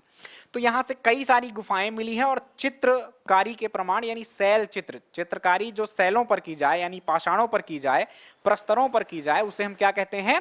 शैल चित्र कहते हैं। तो ये शैल चित्र और शैलाश्रय हमको यहाँ से प्राप्त हुए हैं, ये बहुत महत्वपूर्ण बात है। ठीक, कितनी प्राप्त हुई हैं तो ये भी ध्यान रखना है, पूरे भारत में ही सबसे ज्यादा। कितने प्राप्त हुए हैं? जो भारत में दूसरी जगहें हैं, तमिलनाडु है, कर्नाटक है, आंध्र प्रदेश है, केरल है, उत्तराखंड है, सब जगहों से प्राप्त हुए हैं। लेकिन सबसे ज्यादा कहां से मिले? तो हमारे भीमबेटका से ही मिले हैं। कितनी संख्या है? तो ये तो बढ़ती जा रही है वो संख्या, ये ध्यान रखना है। लगभग 500 के आसपास शैल चित्रों की यहाँ पर संख्या है। शैलाश्रयों की संख्या नहीं लिखी है, तो शैलाश्रय मतलब वो गुफाएं जो 600 से अधिक शैलाश्रय हैं। तो 600 से अधिक शैलाश्रय और 500 से अधिक यहाँ पर शैल चित्र हमको प्राप्त हुए हैं। ये बहुत महत्व की बात है। इतने सारे शैल चित्र हमको किसी स्थान पर प्राप्त नहीं हुए हैं। इसी महत्व को समझते हुए इस स्थल का नाम आप ऐसा समझ लो कि विश्व की कुछ जगहें हैं, अब उटपटांग से नाम है तो मुझे वो याद नहीं है। फ्रांस का एक स्थान है वो, स्पेन का एक स्थान है वो, अल्टमीरा करके स्पेन का स्थान है, मुझे याद आ रहा है। उसके अलावा इंडोनेशिया में सुलावेसी द्वीप है, सुलावेसी केव कहते हैं, सुलावेसी की गुफाएं हैं वहां पर शैल चित्र और पुराना मानव रहता था। ये केंद्र है विश्व के दृष्टिकोण से, उन्हीं केंद्रों में से एक हमारा भीमबेटका भी है। ये बहुत महत्वपूर्ण बात है। ठीक, तो याद रखिए इतना महत्वपूर्ण है ये, इसीलिए तो खूब प्रश्न आए हैं। एक एक बात इसमें से पूछी जा चुकी है, ये आप मानकर चलिएगा। तो आगे भी पूछे जाने की संभावना है। मध्य पाषाणकालीन ब्लेड के अवशेष मिले हैं। बीबी मिश्रा साहब जो कि एक पुरातत्वविद थे, इन्होंने क्या खोजा है? मध्य पाषाणकालीन ब्लेड। ब्लेड एक प्रकार का उपकरण है, फलक कह सकते हैं आप इसको। जैसे आज ब्लेड यूज करते हैं, है ना, किसी चीज को काटने के लिए ही, वैसे ही उस काल के ब्लेड थे, लेकिन पत्थरों के बने होते थे, ये याद रखना है। तो मध्य पाषाणकालीन एक औजार है ब्लेड, वो यहां से मिला हमको, ये बीबी मिश्रा साहब ने बताया। इतना सारा महत्व था, इसलिए यूनेस्को जो कि एक संस्था है, पर्यटन वाले जो केंद्र होते हैं, ऐतिहासिक, धार्मिक, सांस्कृतिक, प्राकृतिक भी, इन सब के लिए एक सूची बनाती है।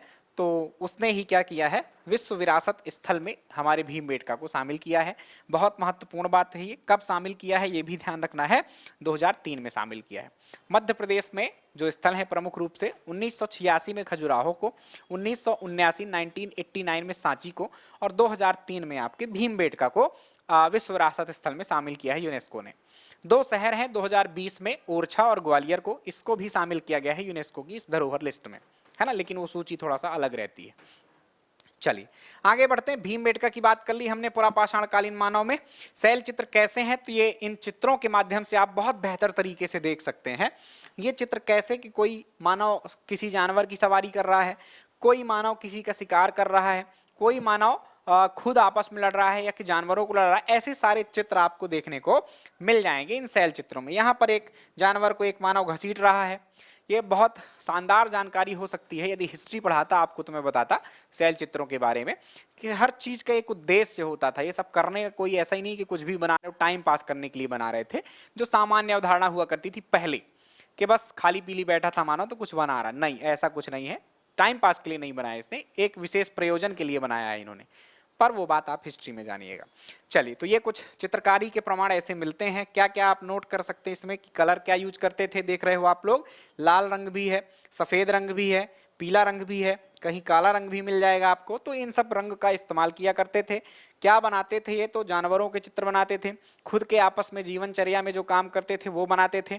उसके अलावा जानवरों की सवारी करना, जानवरों को लड़ाना, ये सारे काम ये दीवारों पर उकेर दिया करते थे, शिकार करना वगैरह। ऐसी कुछ गुफाएं हैं, कुछ एक आध उदाहरण ऐसे मैंने दे रखे हैं आपको। चलिए, तो ये था भीमबेटका। एक ये खास बात आपको इस चित्र में, थोड़ा बहुत बढ़िया तो नहीं है फोटो, लेकिन जो दिख रहा है एक नई जानकारी मैं आपको देता हूँ। इनको कहते हैं आप वैक्यूल्स। क्या कहते हैं? एक प्रकार की गर्तिका है, गर्तिका या कप्यूल्स कह सकते हैं आप। क्या कह सकते हैं? कप्यूल्स। कप्यूल्स क्या होता है? कप के आकार के छोटे छोटे जो गड्ढे आपको दिखाई दे रहे होंगे इस चित्र में, ये बिल्कुल नई जानकारी है।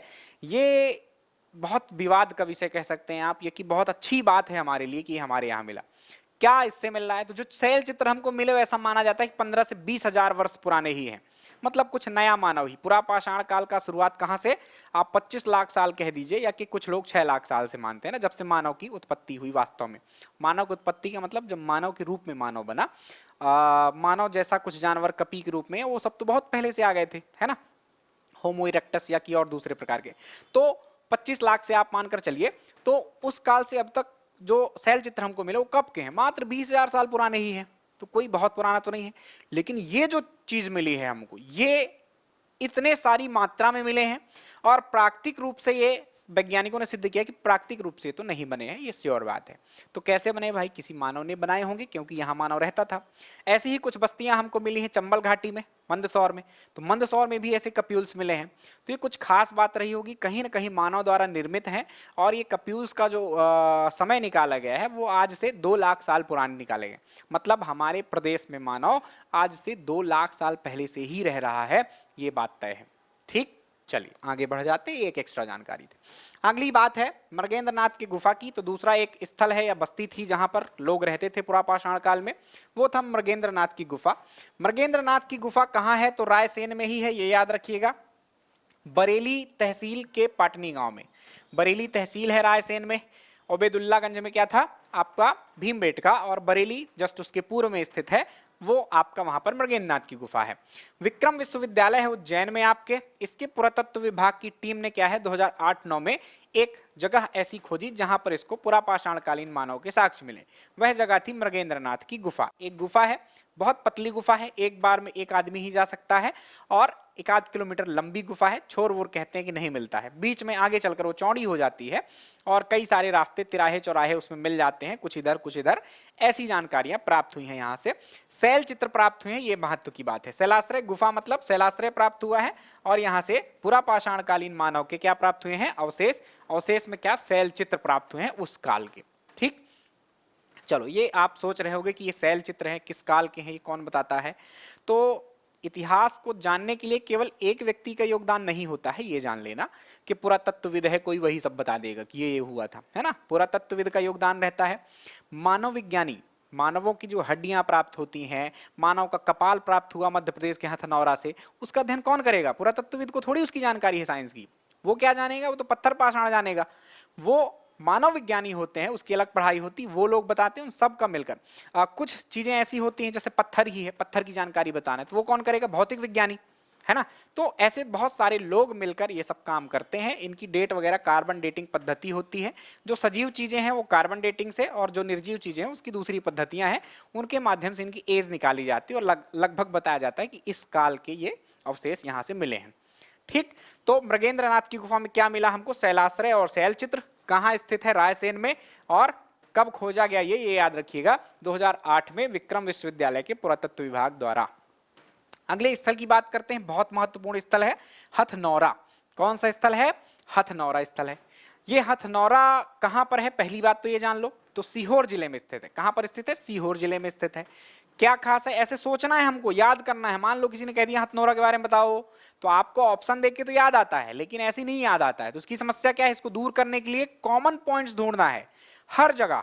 जैसे मैंने अभी पाषाण काल आपको पढ़ाया, उसमें कॉमन पॉइंट्स निकाले ना, कि क्या भोजन था, आप भोजन पॉइंट याद आएगा तो तीनों का याद आ जाएगा कि पहले तो कंदमूल ही खाता था मानव, मांस खाता था लेकिन कच्चा खाता था। बाद में भी यही प्रक्रिया रही, और नवपाषाण काल में चेंज हो गई, अनाज खाने लगा क्योंकि कृषि होने लगी, दूध पीने लगा क्योंकि पशुपालन होने लगा था।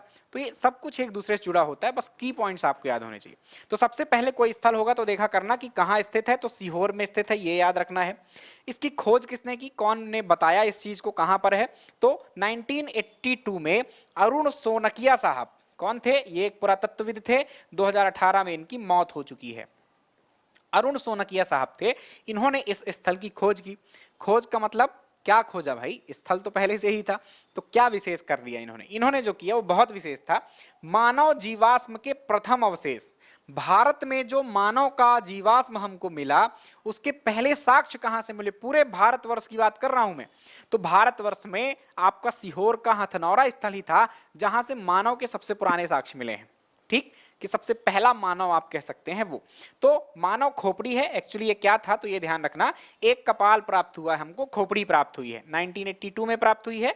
तो इसी को हम मानव जीवाश्म कह रहे हैं। और ये मानव जीवाश्म का प्रथम साक्ष्य कहां से प्राप्त हुआ, तो हथनौरा बता देना आप लोग। पूछा गया प्रश्न है, याद रखना है। क्या नाम रखा है ये भी पूछा जा सकता है, तो नर्मदा मानव। क्या रखा गया है, नर्मदा मानव। ये हमने रखा है सामान्य लोगों के लिए कि भाई जान लेना कि ऐसा कोई मिला है। लेकिन वो वैज्ञानिकों के लिए क्या था, तो ये बहुत पुराना मानव था, आज से 3 से 4 लाख, कई लोग तो 5 लाख साल पुराना भी बताते हैं। तो होमो इरेक्टस नाम की प्रजाति के मानव उस काल में रहा करते थे। तो होमो इरेक्टस नर्मदेंसिस क्या नाम रख दिया गया है, वैज्ञानिकों ने अपने समझने के लिए वैज्ञानिक नाम उन्होंने रखा है, तो होमो इरेक्टस नर्मदेंसिस नाम इसका वास्तव में रखा है। और सामान्य लोगों के लिए नर्मदा मानव हमने कह दिया उसको, क्योंकि नर्मदा घाटी के किनारे मिला। और कहां से मिला है, तो हथनौरा से मिला है, जो कि सीहोर में। किसने खोजा है, तो 1982 में खोजा है, अरुण सोनकिया साहब ने, पुरातत्वविद थे। अगली बात करें तो यहां से और क्या प्राप्त हुआ, ये बहुत महत्व की बात है पूरे भारत के लिए, पूरे भारत की हिस्ट्री के लिए। एक महिला की जो कपाल था वो प्राप्त हुआ है, 30 वर्ष की आयु की एक महिला थी, ये ध्यान रखना है। यहां से विलुप्त हाथी स्टेगोडॉन है ना, तो नाम कभी सुना होगा आपको। अच्छा, ये सब जानकारियां प्राप्त करनी है, थोड़ा सा समझ विकसित करनी है, तो कुछ सोर्स मैं आपको बता देता हूं कहां से आपको पढ़ना चाहिए, या कि कहां आपको क्या जानना चाहिए, क्या घूमना चाहिए। घूमने चले जाते हैं हम पाताल पानी, पानी एक धार के रूप में निकल रहा है, बराबर पानी भी नहीं है, तो वहां जाने से बेहतर है। हालांकि प्रकृति के नजदीक जाने से मैं नहीं रोक रहा, आपको जाना है चाहिए, वहां भी जाइए। साथ में और यदि इतिहास सीखना है आपको, तो आपके इंदौर में, यदि आप इंदौर में रहते हैं, क्योंकि छोटे जिलों में नहीं है ये व्यवस्था, एक केंद्रीय संग्रहालय है। शायद कभी बच्चे इंदौर आए हो आप लोग तो जू गए होंगे, वहीं पे पास एक बहुत महत्वपूर्ण संग्रहालय है, केंद्रीय संग्रहालय उसका नाम है, इंदौर में। वहां पर ये सारी जो जानकारियां मैं दे रहा हूं ना, इस सबके साक्षात प्रमाण रखे हुए हैं कि ये नर्मदेंसिस नहीं रखा हुआ है भाई, ये मत समझ लेना कपाल देखने को मिल जाएगा। कपाल रखा है नागपुर के एक संग्रहालय में, है ना। लेकिन और बातें कि पुरा पाषाण कालीन मानव क्या यूज करता था, उनके अवशेष, औजार, मटके फटके सब रखे हैं। उसके अलावा मध्य पाषाण काल में क्या था, नव पाषाण काल में क्या था, सैंधव सभ्यता के अवशेष कहाँ से मिले, क्या है कैसा, तो वो सब चीजें रखी हुई हैं। सिक्के, बहुत सारी बातें हैं वहां पर। तो हिस्ट्री आपको कुछ जानना हो इस काल की, तो आप वहां जा सकते हैं। भोपाल में यदि आप रह रहे हैं तो एक मानव संग्रहालय नाम का एक जगह है, इंदिरा गांधी राष्ट्रीय मानव संग्रहालय उसका वर्तमान नाम है, भोपाल में है। आप वहां चले जाइए, बहुत बड़ा प्रांगण है वो, और मतलब एक दिन लेकर जाना तो 1 घंटे में नहीं घूम पाओगे आप। तो मानव के इतिहास की पूरी जानकारी आपको वहां से मिल जाएगी, तब से लेकर अब तक क्या है, कैसे कैसे चेंजेस हुए हैं, कैसे रहता था, उनके घर तक बना रखे हैं वहां पर उन्होंने। तो ऐसी जगहों पे आप जाइए, घूमिए। मूवीज देखना है तो 10,000 BC आप देख सकते हैं, ऐसी जानकारियां कुछ आप शामिल। क्रूड्स एक सबसे बढ़िया कॉमेडी के तौर पर आप समझना हो मानव को, तो ऐसा समझिए, द क्रूड्स नाम की एक मूवी है, कार्टून मूवी है, उसको आप अपने डाउनलोड कर सकते हैं, या कि यूट्यूब में अवेलेबल हो तो देख लेना, उसको देखिएगा। तो मानव की जानकारी, ये मानव यहाँ से वहां जाता कैसे था, एक जगह से, जलवायु परिवर्तन होते थे। उस मूवी में बहुत अच्छा प्रदर्शन किया गया कि बाद में जलवायु परिवर्तन होने लगा, पृथ्वी में कुछ हलचलें होने लगी, तो मानव एक जगह से दूसरी जगह कैसे पलायित हो रहा है। तो ऐसी सारी चीजें देखिए, सीखिए और समझिए। तो हाथी है एक स्टेगोडॉन, इस हाथी को देखना हो तो मैमथ नाम की भी एक प्रजाति होती है, उसमें स्टेगोडॉन नहीं है। जो मैंने आपको मूवी बताई 10,000 BC, उसमें उन हाथियों को उल्लेख है, बहुत बड़े हाथी हुआ करते हैं। तो ये भी बहुत बड़े आकार का हाथी हुआ करता था, जितना बड़ा मैं होऊंगा, 5-6, अब हाइट क्या बता दूं मैं, मान लो 6 मीटर आप मान लो, है ना, इतने। बट मेरी हाइट नहीं 6 मीटर भाई, ये मत समझ लेना। 5-6 मीटर जो होती है, जो भी लंबाई होती है, इतने लंबे लंबे उसके बाल हुआ करते थे।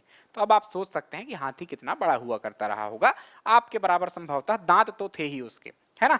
तो इतने बड़े हाथी हुआ करते थे। आपको फोटो भी मैं इसकी दिखा देता हूं हाथी की, ये रहा वो हाथी, है ना, ये था हाथी। देखो इसमें बाल भी दिख रहे हैं, या कि पेंटिंग करने का एक तरीका है। ये हाथी था, कितने बड़े बड़े दांत हैं, बहुत बड़ी प्रजाति थी। शायद फोटो में आपको छोटा लग रहा हो, लेकिन ये स्टेगोडॉन हाथी बहुत बड़े हाथी थे, आज के हाथियों के लगभग 2 गुने से भी बड़े, ऐसा कह दीजिए आप, है ना, जो आज की प्रजाति हमको देखने को मिलती है।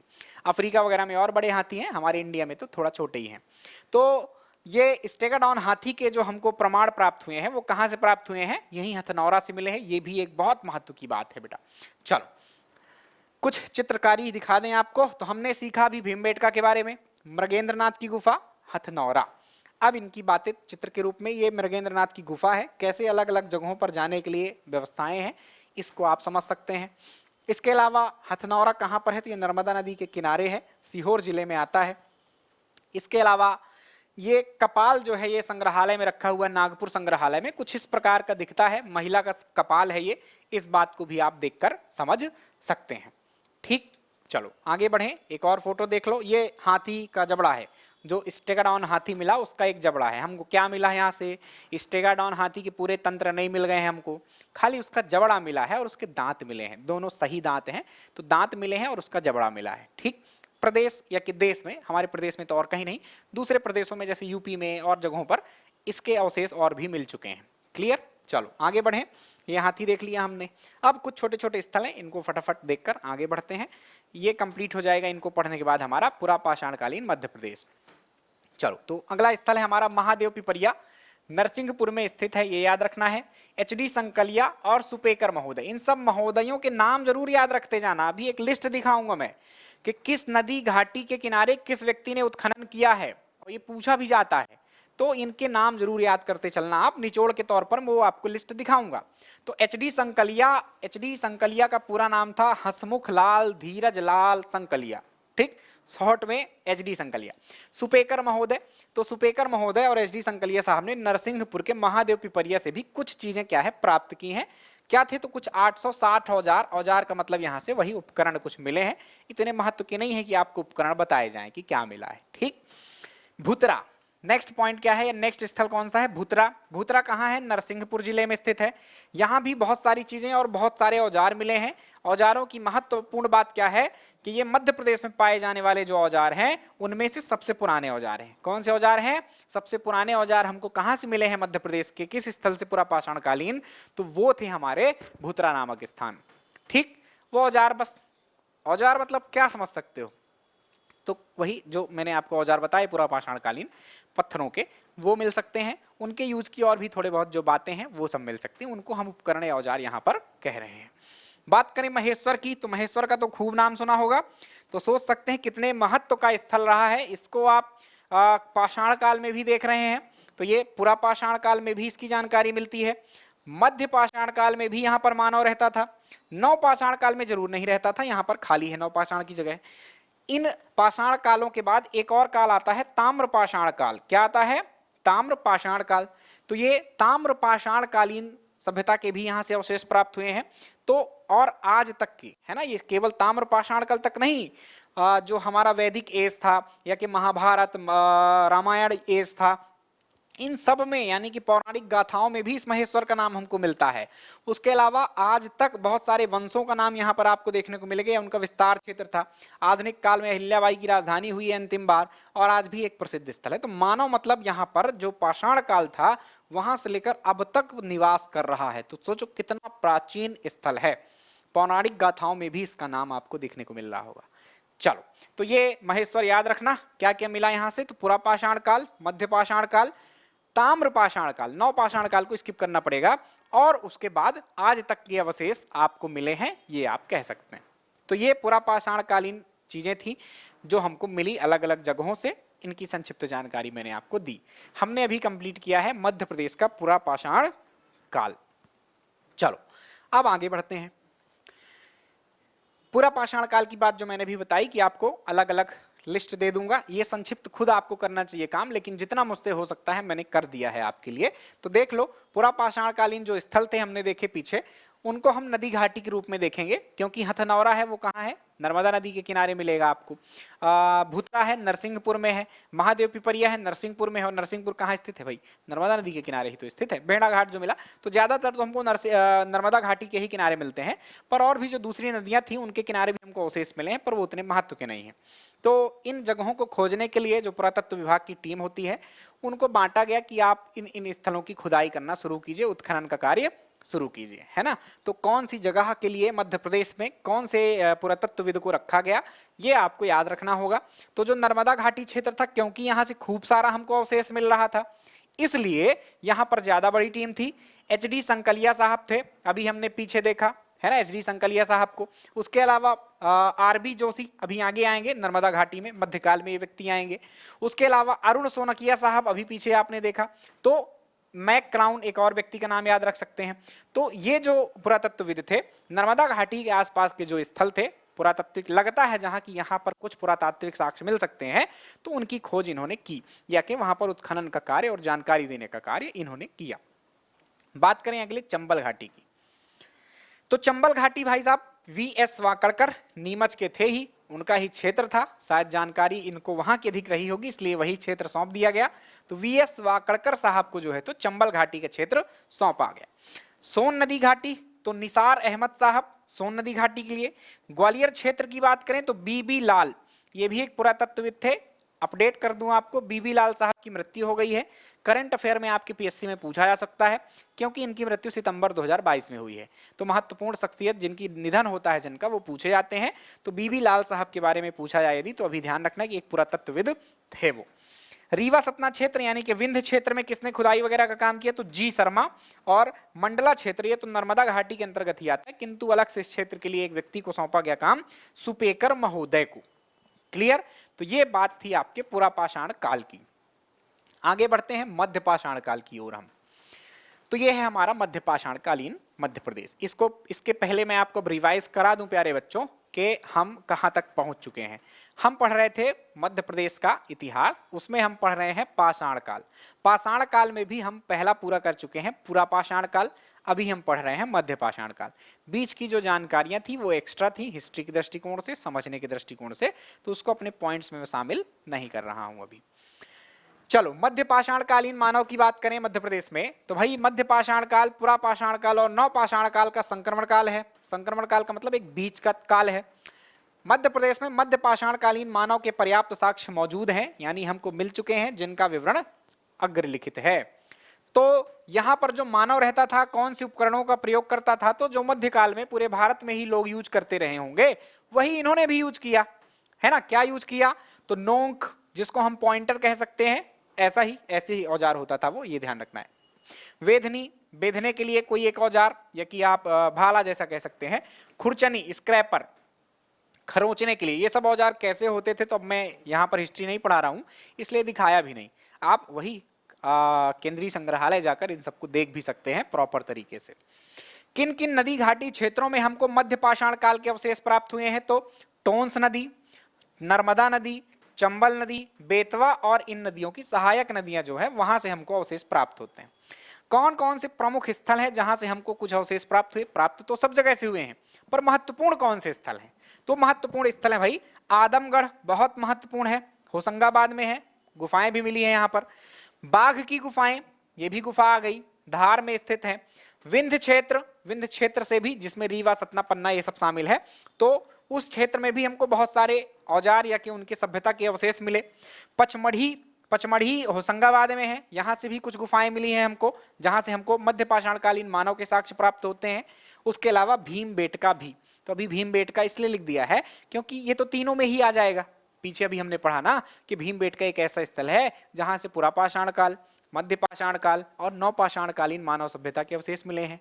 तो ये तो सब में आ सकता है ना। तो अब हमको जानकारी किसकी लेनी है, अलग से आदमगढ़ से लेना है कि ये कहाँ है, किसने खोजा और क्या मिला यहाँ से। इसी तरह से बाघ की गुफा, इसी तरह से विंध्य क्षेत्र, इसी तरह से पचमढ़ी वगैरह की बात करेंगे अपन। ठीक, तो चलिए ये देख लिया, कुछ विशेष बात जान लें। तो विंध्य प्रदेश भारत का पहला मध्यपाषाणकालीन स्थल है, बहुत महत्वपूर्ण टॉपिक है, तथ्य है ये, क्योंकि भारत के दृष्टिकोण से बात जो होगी भाई वो एमपी के लिए तो महत्वपूर्ण ही हो जाएगी ना। आपको तो भारत की हिस्ट्री के दृष्टिकोण से पूछा जा सकता है।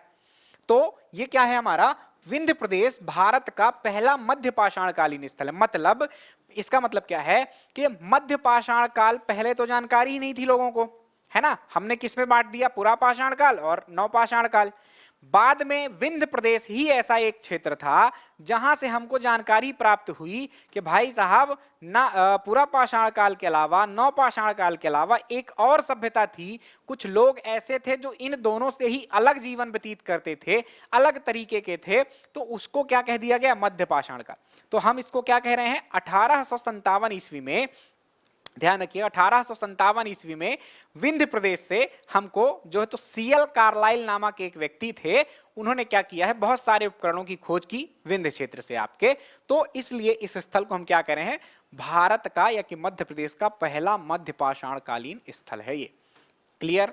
चलो, आदमगढ़ से मानव के पशुपालक होने के साक्ष्य प्राप्त होते हैं। राष्ट्रीय स्तर का तथ्य है, एक बागोर नामक जगह है और एक आदमगढ़ है। इन दोनों स्थलों के बारे में आपसे पूछा जाता है कि कहां से आपको मानव के पशुपालक होने के साक्ष्य प्राप्त हुए हैं। तो बागोर राजस्थान में, आदमगढ़ मध्य प्रदेश में। तो हम किसको पढ़ेंगे, आदमगढ़ को, क्योंकि बागोर तो राजस्थान वाले पढ़ेंगे, सब हम पढ़ लेंगे तो फिर वो लोग क्या पढ़ेंगे। चलो अब एक एक करके सभी स्थलों को जान लेते हैं। देखो यहाँ पर पहला स्थल जो सबसे पहले खोजा गया उसी की बात कर लेते हैं। विंध्य क्षेत्र है ना, इसमें कोई एग्जैक्टली जानकारी नहीं मिलती किस क्षेत्र से खोजा, बस यही जानकारियां हैं कि विंध्य इलाके से खोजा इन्होंने। तो विंध्य प्रदेश से इन्होंने, किसने, CL कार्लाइल साहब ने, क्या बोला मैंने, CL कार्लाइल साहब ने, इन्होंने क्या खोजा, आपका मध्य पाषाण कालीन जो लघु उपकरण थे, यानी कि पुरा पाषाण काल में बड़े थे तो ये उपकरण छोटे हुए, इनसे भी छोटे नव पाषाण काल में, तो उपकरण खोजे जो कि दोनों से अलग थे, इसलिए इन्होंने ये कहा कि एक और काल था मध्य पाषाण काल। ठीक, चलो ये थी विंध्य प्रदेश की बात। तथ्य बस यही है कि किसने खोजा इस इलाके में मध्य पाषाण कालीन अवशेष, तो CL कार्लाइल साहब, बहुत प्रसिद्ध व्यक्ति थे, है ना, याद रखना। बाघ की गुफा, बाघ की गुफा कहाँ स्थित है, तो बाघिन नदी के तट पर। कहां पर, बाघिन नदी के तट पर, किस जगह पर, तो धार जिले में। धार जिले में जो कुच्छी तहसील है उसके उत्तर साइड आप जाएंगे तो वहां पर आपको क्या, बाघ नामक, बाघ या के बाघ है ना, बाघ भी कहते हैं, लिखा बाघ ही रहता है स्पेलिंग में। तो बाघ नामक जगह जो है, बाघ नामक जगह है, वो बाघिन नदी के तट पर धार जिले में स्थित है। एक बात याद हो गई। दूसरी बात क्या याद करना है यहां से कि हमको क्या मिला भैया, ये बाघ की गुफा है, बड़ी महत्वपूर्ण है, पूरा पाषाणकालीन अवशेष मिले, तो क्या मिल गया यहां से हमको, तो हमको यहां से मध्य पाषाण काल से लेकर नव पाषाण काल तक के कुछ एविडेंसेस प्राप्त होते हैं। कहां कहां तक के, पूरा पाषाण नहीं, मध्य पाषाण काल, है ना, नहीं पूरा पाषाण होता तो पूरा पाषाण काल में इसको पहुंचा देते, पीछे जो हमने पढ़ा है वहां तो नहीं लिखा क्योंकि वहां से पूरा पाषाण कालीन अवशेष नहीं मिले। तो मध्य पाषाण काल से नव पाषाण कालीन जो अवशेष हमको प्राप्त हुए इस बाघ की गुफा से प्राप्त हुए हैं। और किसने खोजा था इस गुफा को, तो डेंगर या के डेंजर फील्ड ने। किसने खोजा, डेंजर फील्ड ने। यहां पर एक डाउट आपका होगा, मैं सब पहले से ही दूर कर दूंगा, जो आपके डाउट्स भी हो ना तो आप कमेंट कर देना। अगली क्लास जब मैं शुरू करूंगा तो आपके सारे डाउट्स जो है मैं पहले दूर करूंगा और फिर अगली क्लास को प्रारंभ करूंगा। तो मैं कोशिश करता हूं कि डाउट्स ही ना बचे, पहले से ही मैं सब कंप्लीट करा दूंगा आपका, है ना। तो डाउट ये होगा कि ये आदमी जो है CL कार्लाइल, इसने 1857 में खोजा और पहला मध्य पाषाणकालीन स्थल सर आप इसको कह रहे हैं, तो इसकी डेट आप देखें तो 1818 है। तो ये कैसे हो सकता है, पहला स्थल ये हो जाना चाहिए था, लेकिन ऐसा नहीं है।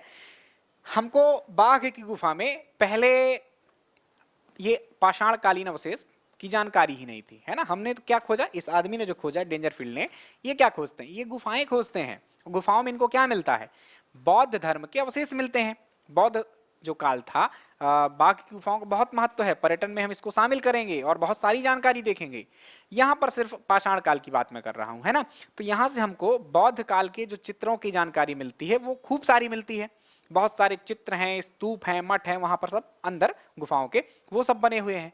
तो हम इन्होंने जो खोजा वो गुफाएं खोजी थी, है ना। और बाद में फिर उस इलाके में और भ्रमण होता गया और फिर हमको पता चला कि अरे ये तो बौद्ध काल का ही स्थल नहीं है, ये तो पूरा पाषाण का मध्य पाषाण कालीन स्थल है, यहाँ से तो और औजार मिल रहे हैं हमको। तो ये सारी जानकारी आपकी बाघ की गुफा से है। तो टीम थी एक, किसी एक व्यक्ति का नाम नहीं आता, इसलिए खोजकर्ता का नाम आपको यही याद रखना पड़ेगा। उत्खनन वाला यानी कि जो पूरा मध्य पाषाण कालीन अवशेष जिन्होंने खोजे उनका नाम नहीं पूछा जाता है आपसे। ठीक, चलो आगे बढ़ते हैं। ये ऐसी बाघ की गुफाएं हैं, बड़ी सी संख्या लगभग 9 है इनकी, है ना, जिनमें से कुछ खराब भी हो जाती हैं, चित्र वगैरह भी खराब हो गए हैं। इनको अजंता की गुफाओं से इनकी तुलना की जाती है। एक फैक्ट है, याद रखना है ना। अजंता की गुफाओं के समकक्ष किन गुफाओं को माना गया है, ये प्रश्न है एक, जिसका उत्तर है आपका बाघ की गुफाएं। क्या किस धर्म से रिलेटेड है, बौद्ध धर्म से रिलेटेड है। पर्यटन में और डीप में जाएंगे हम, चिंता मत करना। आदमगढ़ अगला स्थल है और बहुत महत्वपूर्ण स्थल है। हमने विंध्य प्रदेश और बाघ की गुफाओं को जाना, अब आदमगढ़ को जान लेते हैं। आदमगढ़ कहाँ है, तो होशंगाबाद जिले में अवस्थित है। किस नदी के किनारे, तो नर्मदा नदी के किनारे। क्या मिला है हमको, क्यों महत्वपूर्ण है भाई, तो यहां से हमको फिर वही शैलाश्रय, शैलाश्रय मतलब गुफाएं मिली और यहां से भी शैल चित्र मिले हैं। किस काल के मिलेंगे भाई, अब यहाँ पर क्योंकि हम इनको मध्यकाल में पढ़ रहे हैं तो मध्यकालीन शैल चित्र और शैलाश्रय मिलेंगे। मतलब यहाँ पे जो मानव रहता था वो मध्यकालीन मानव रहता था, न कि पूरा पाषाण कालीन। समझ गए आप। चलो किसने बताया ये सब, तो 1964 ईस्वी में RB जोशी ने, जिनका हमने अभी पीछे नाम देखा है अपनी लिस्ट में, RB जोशी नर्मदा घाटी वाले। तो नर्मदा घाटी जो है 1964 में इन्होंने ये सब बताया और यहाँ से बहुत सारे उपकरण इनको मिले, 25,000 से अधिक उपकरण। सूक्ष्म पाषाण का मतलब, सूक्ष्म मतलब छोटा, बड़ा मिला वो तो पूरा पाषाण काल में जाएगा। यहां पर सब क्या मिल रहे हैं, छोटे छोटे उपकरण मिल रहे हैं जो कि क्या कहे जा सकते हैं, मध्य पाषाण कालीन है। इनसे भी छोटे मिलेंगे तो नवपाषाण कालीन। आदमगढ़ से बहुत महत्व का प्रश्न है, ये कई बार प्रश्न में आ चुका है। अलग अलग पीसीएस ने, जैसे कि यूपी पीसीएस, राजस्थान पीसीएस, इन सब ने पूछ रखा है। आदमगढ़ से मानव के पशुपालक होने के साक्ष्य प्राप्त होते हैं। क्या प्राप्त होते हैं, मानव के पशुपालक। अब समझ रहे हो कि पशुपालक कैसे पता चला कि पशुपालन होता था।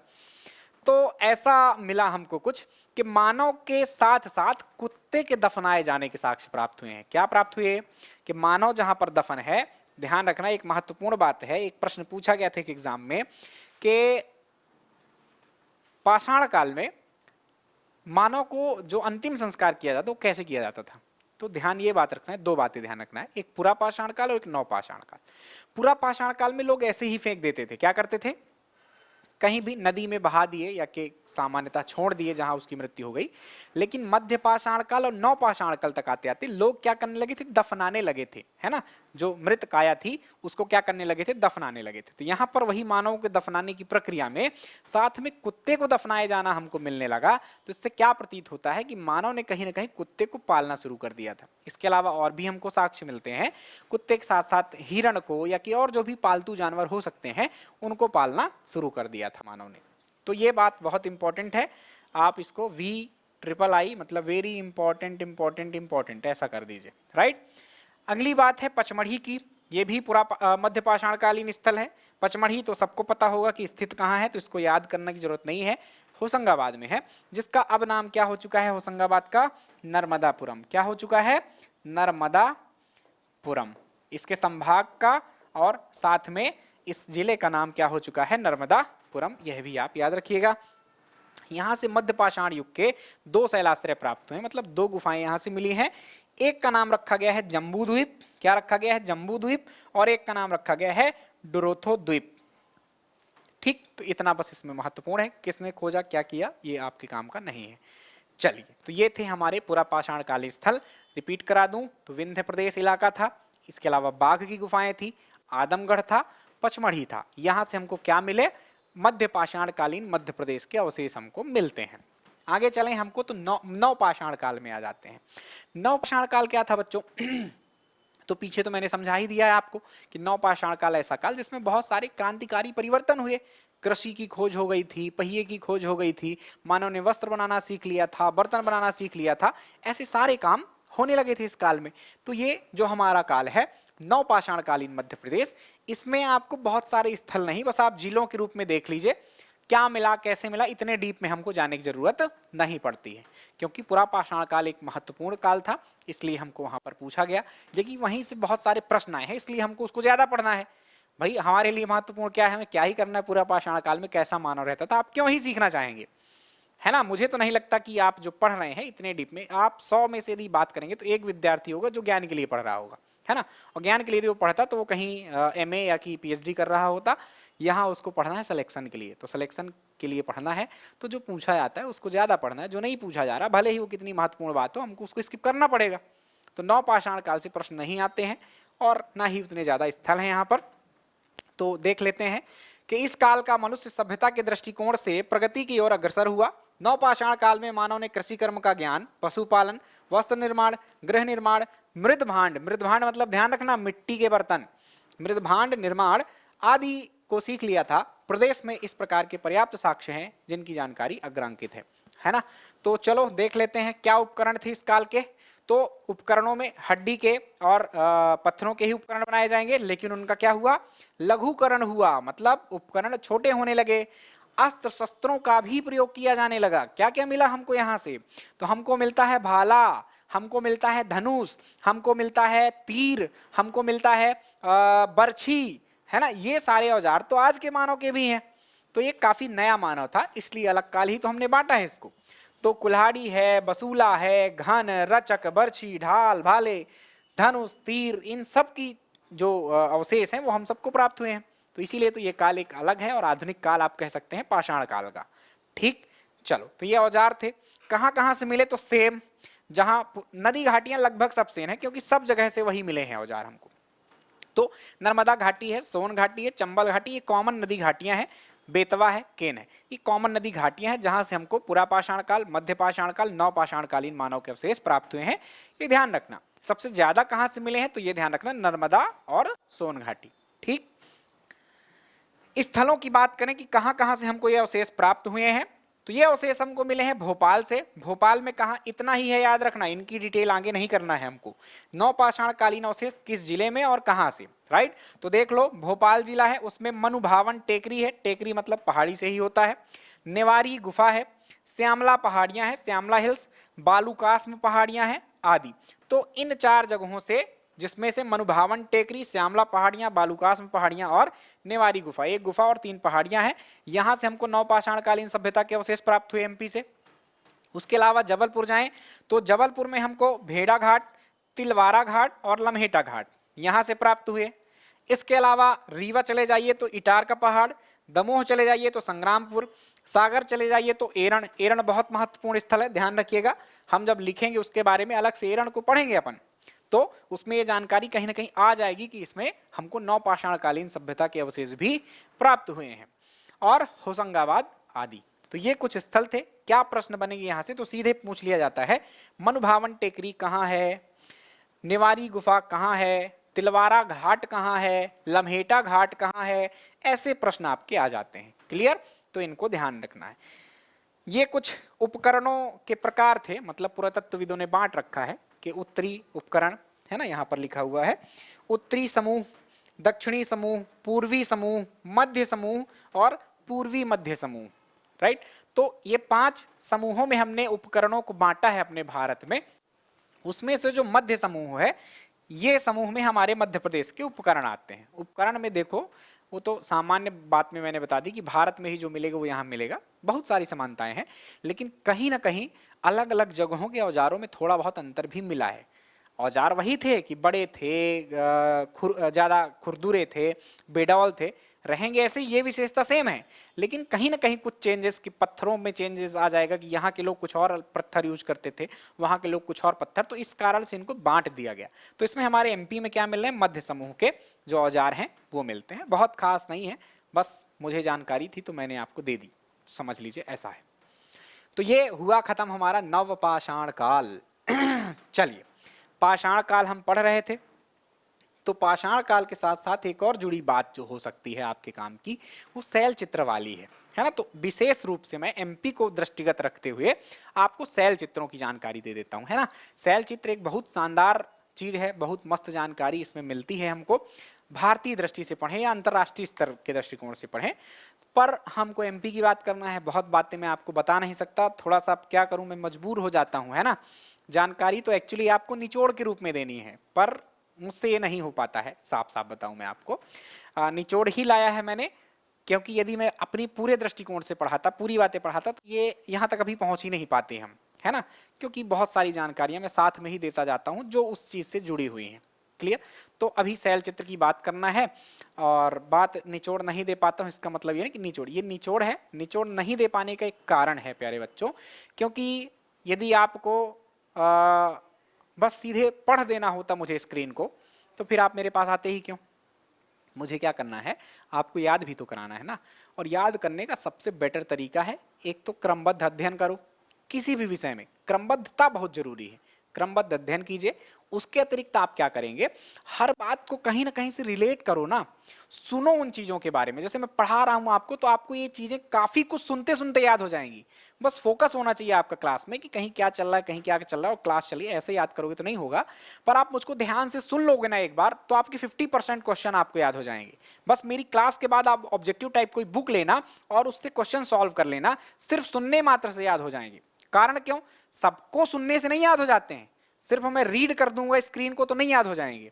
उसके आगे पीछे की थोड़ा बहुत बातें बताना, इससे याद होता है हमको एक क्लास से। तो ये थोड़ा सा विशेषताएं हैं मेरी क्लास की।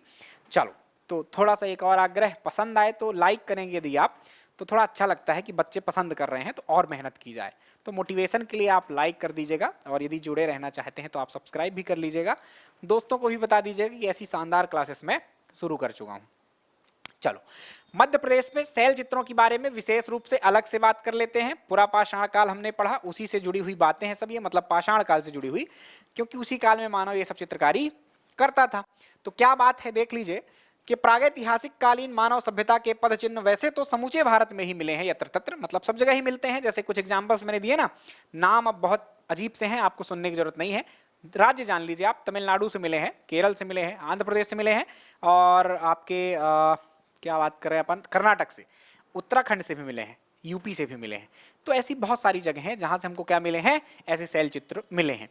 लेकिन अब उनमें भी कुछ ऐसे ही, जैसे हमारे यहाँ पर ये जगह हैं वैसे ही वहाँ की भी जगह हैं, तो उनको जानने की जरूरत नहीं है, एमपी का हमको जानना पड़ेगा। तो पूरे भारत में ही बहुत सारे जगहों से हमको मिले हैं, लेकिन भारत में मध्य प्रदेश में सबसे ज्यादा शैल चित्र हमको मिलते हैं। तो शैल चित्र और शैलाश्रियों की संख्या जो है वो देश में किस जगह पर सबसे ज्यादा है, तो वो मध्य प्रदेश ही है। तो इसको पढ़ लेना बहुत जरूरी है ना। पहले तो मेंस के दृष्टिकोण से भी इस बात को जानना जरूरी था, लेकिन अब मेंस का सिलेबस प्रॉपर डिफाइंड है, तो ये सारी बातें अब उसमें आपके नहीं लिखी हैं। प्री में क्या पूछा जा सकता है, आइए बात करते हैं। तो कहां कहां से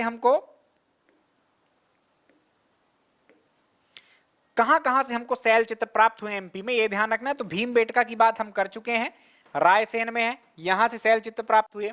जो पीछे पढ़ चुके हैं उसको पहले ही मैंने लिख दिया है, इसीलिए, है ना, कि याद करने में तकलीफ ना जाए किसी तरह से आपको।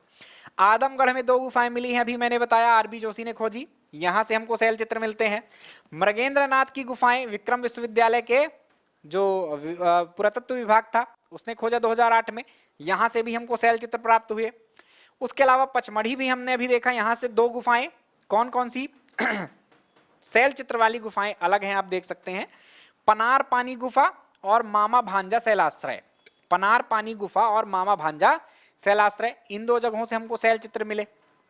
इसके अलावा अब यहां से आपको जो चीजें होंगी वो सुनी नहीं होंगी, है ना, यहां तो हम पढ़ भी चुके हैं पीछे अभी, के भीमबेटका, आदमगढ़, मृगेंद्रनाथ की गुफा और पचमढ़ी, उसके आगे आपने नहीं सुना है। एक आध ही 2 और आवश्यक हैं, बाकी तो फिर पूरे मध्य प्रदेश से ही मिले हैं, है ना। तो और देख सकते हैं आप पेंगावन, पेंगावन एक जगह है, वहीं भीमबेटका के आसपास ही है, लगभग 30-35 किलोमीटर के एरिया के अंतर्गत है। पेंगावन रायसेन में है, ये याद रखिएगा। सिंघनपुर ये राजगढ़ में है। कुछ जो 2020-21 में नए स्थल खोजे गए हैं अपने एमपी से, मैंने उनको भी शामिल कर दिया है। ये भी एक मेरे क्लास की विशेषता है कि मैं हर जगह पर आपको अपडेट रखूंगा। तो ये 2020 के बाद खोजे गए स्थल हैं, जिसमें मैं नाम बोल रहा हूं विनयकी ग्राम, ये कहां पर है, नरसिंहपुर में है। इसके अलावा कारकाव एक जगह का नाम है, कारकाव के जंगल का नाम है, जो कि कट्ठीवाड़ा अलीराजपुर में स्थित है। पलाश डोर के जंगल थांदला झाबुआ में है। ये नए हैं, है ना, ये जितने मैंने अभी नाम बोले, अब वो वापस पुराने वाले हैं। सिरमौर है, बिजावर है, भोपाल, कटनी, सागर, नीमच, ग्वालियर, इन सब जगहों से वास्तव में फिर हमको शैल चित्र प्राप्त होने लगते हैं। तो जिनको रेड कर रखा है मैंने और जो नए नाम बताए हैं, खाली उनको आप याद कर लेना कि प्रदेश में यहां से शैल चित्र प्राप्त हुए हैं। हालांकि ज्यादातर तो पहले से ही याद है आपको। अब कुछ बातें मैं आपको पहले ही बता चुका हूं कि पशु पक्षियों का शिकार, जानवरों की लड़ाई, मानव का पारस्परिक युद्ध, पशुओं पर सवारी, नृत्य, घरेलू जीवन संबंधी चित्र, ये सब यहाँ पर चित्र बनाए गए हैं। इन शैल चित्रों में हमको कौन से चित्र मिलते हैं, तो इन सब चीजों के। उसके अलावा कौन से रंग यूज किए गए, तो लाल, काला, नीला, पीला, सफेद आदि, तो ये रंग यूज करने वाली चीजें हैं। भीमबेटका से 500 से अधिक शैल चित्र प्राप्त हुए हैं तथा यह विश्व धरोहर स्थल है, ये बात हम पढ़ चुके हैं। विनयकी ग्राम से हाल ही में 2020 में अद्भुत शैल चित्र प्राप्त हुए। विनयकी के अलावा जो मैंने बताया है आपका कारकाव के जंगल और पलाश डोर के जंगल, यहां से भी नए चित्र मिले हैं। प्रदेश में प्राप्त चित्रित शैल चित्रों की संख्या देश में सर्वाधिक है, ये महत्वपूर्ण आपके लिए बात थी। तो ये एमपी का संक्षिप्त में मैंने शैल चित्र आपको समझा दिया। कोई पूछे कि मध्य प्रदेश की ऐसी जानकारी दीजिए या कि मध्य प्रदेश में पाए जाने वाले शैल चित्रों के संबंध में टिप्पणी करिए, कुछ बताइए, तो इतनी सारी जानकारी आप दे सकते हैं। ठीक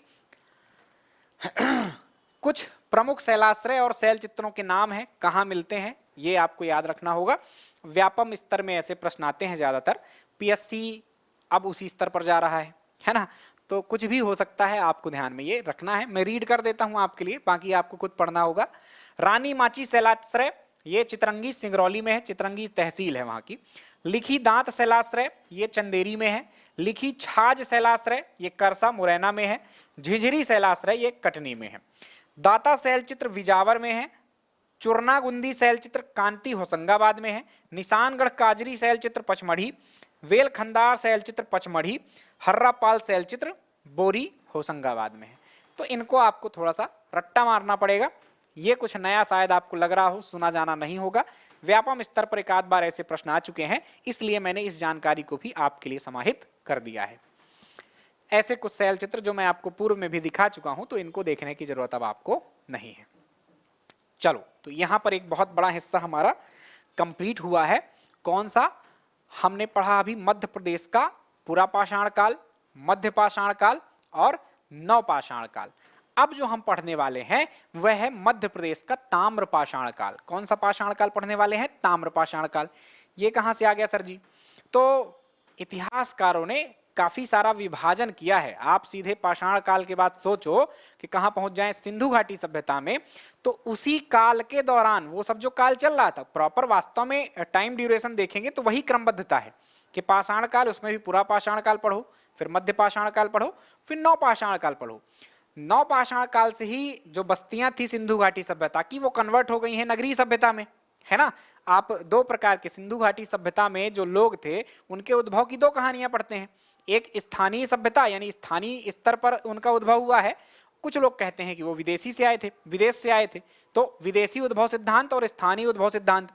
तो जो विदेशों वाला तो सीधे विदेश से आए थे ऐसा कह देंगे अपन, कहां से आए वो सब आप हिस्ट्री में पढ़ना।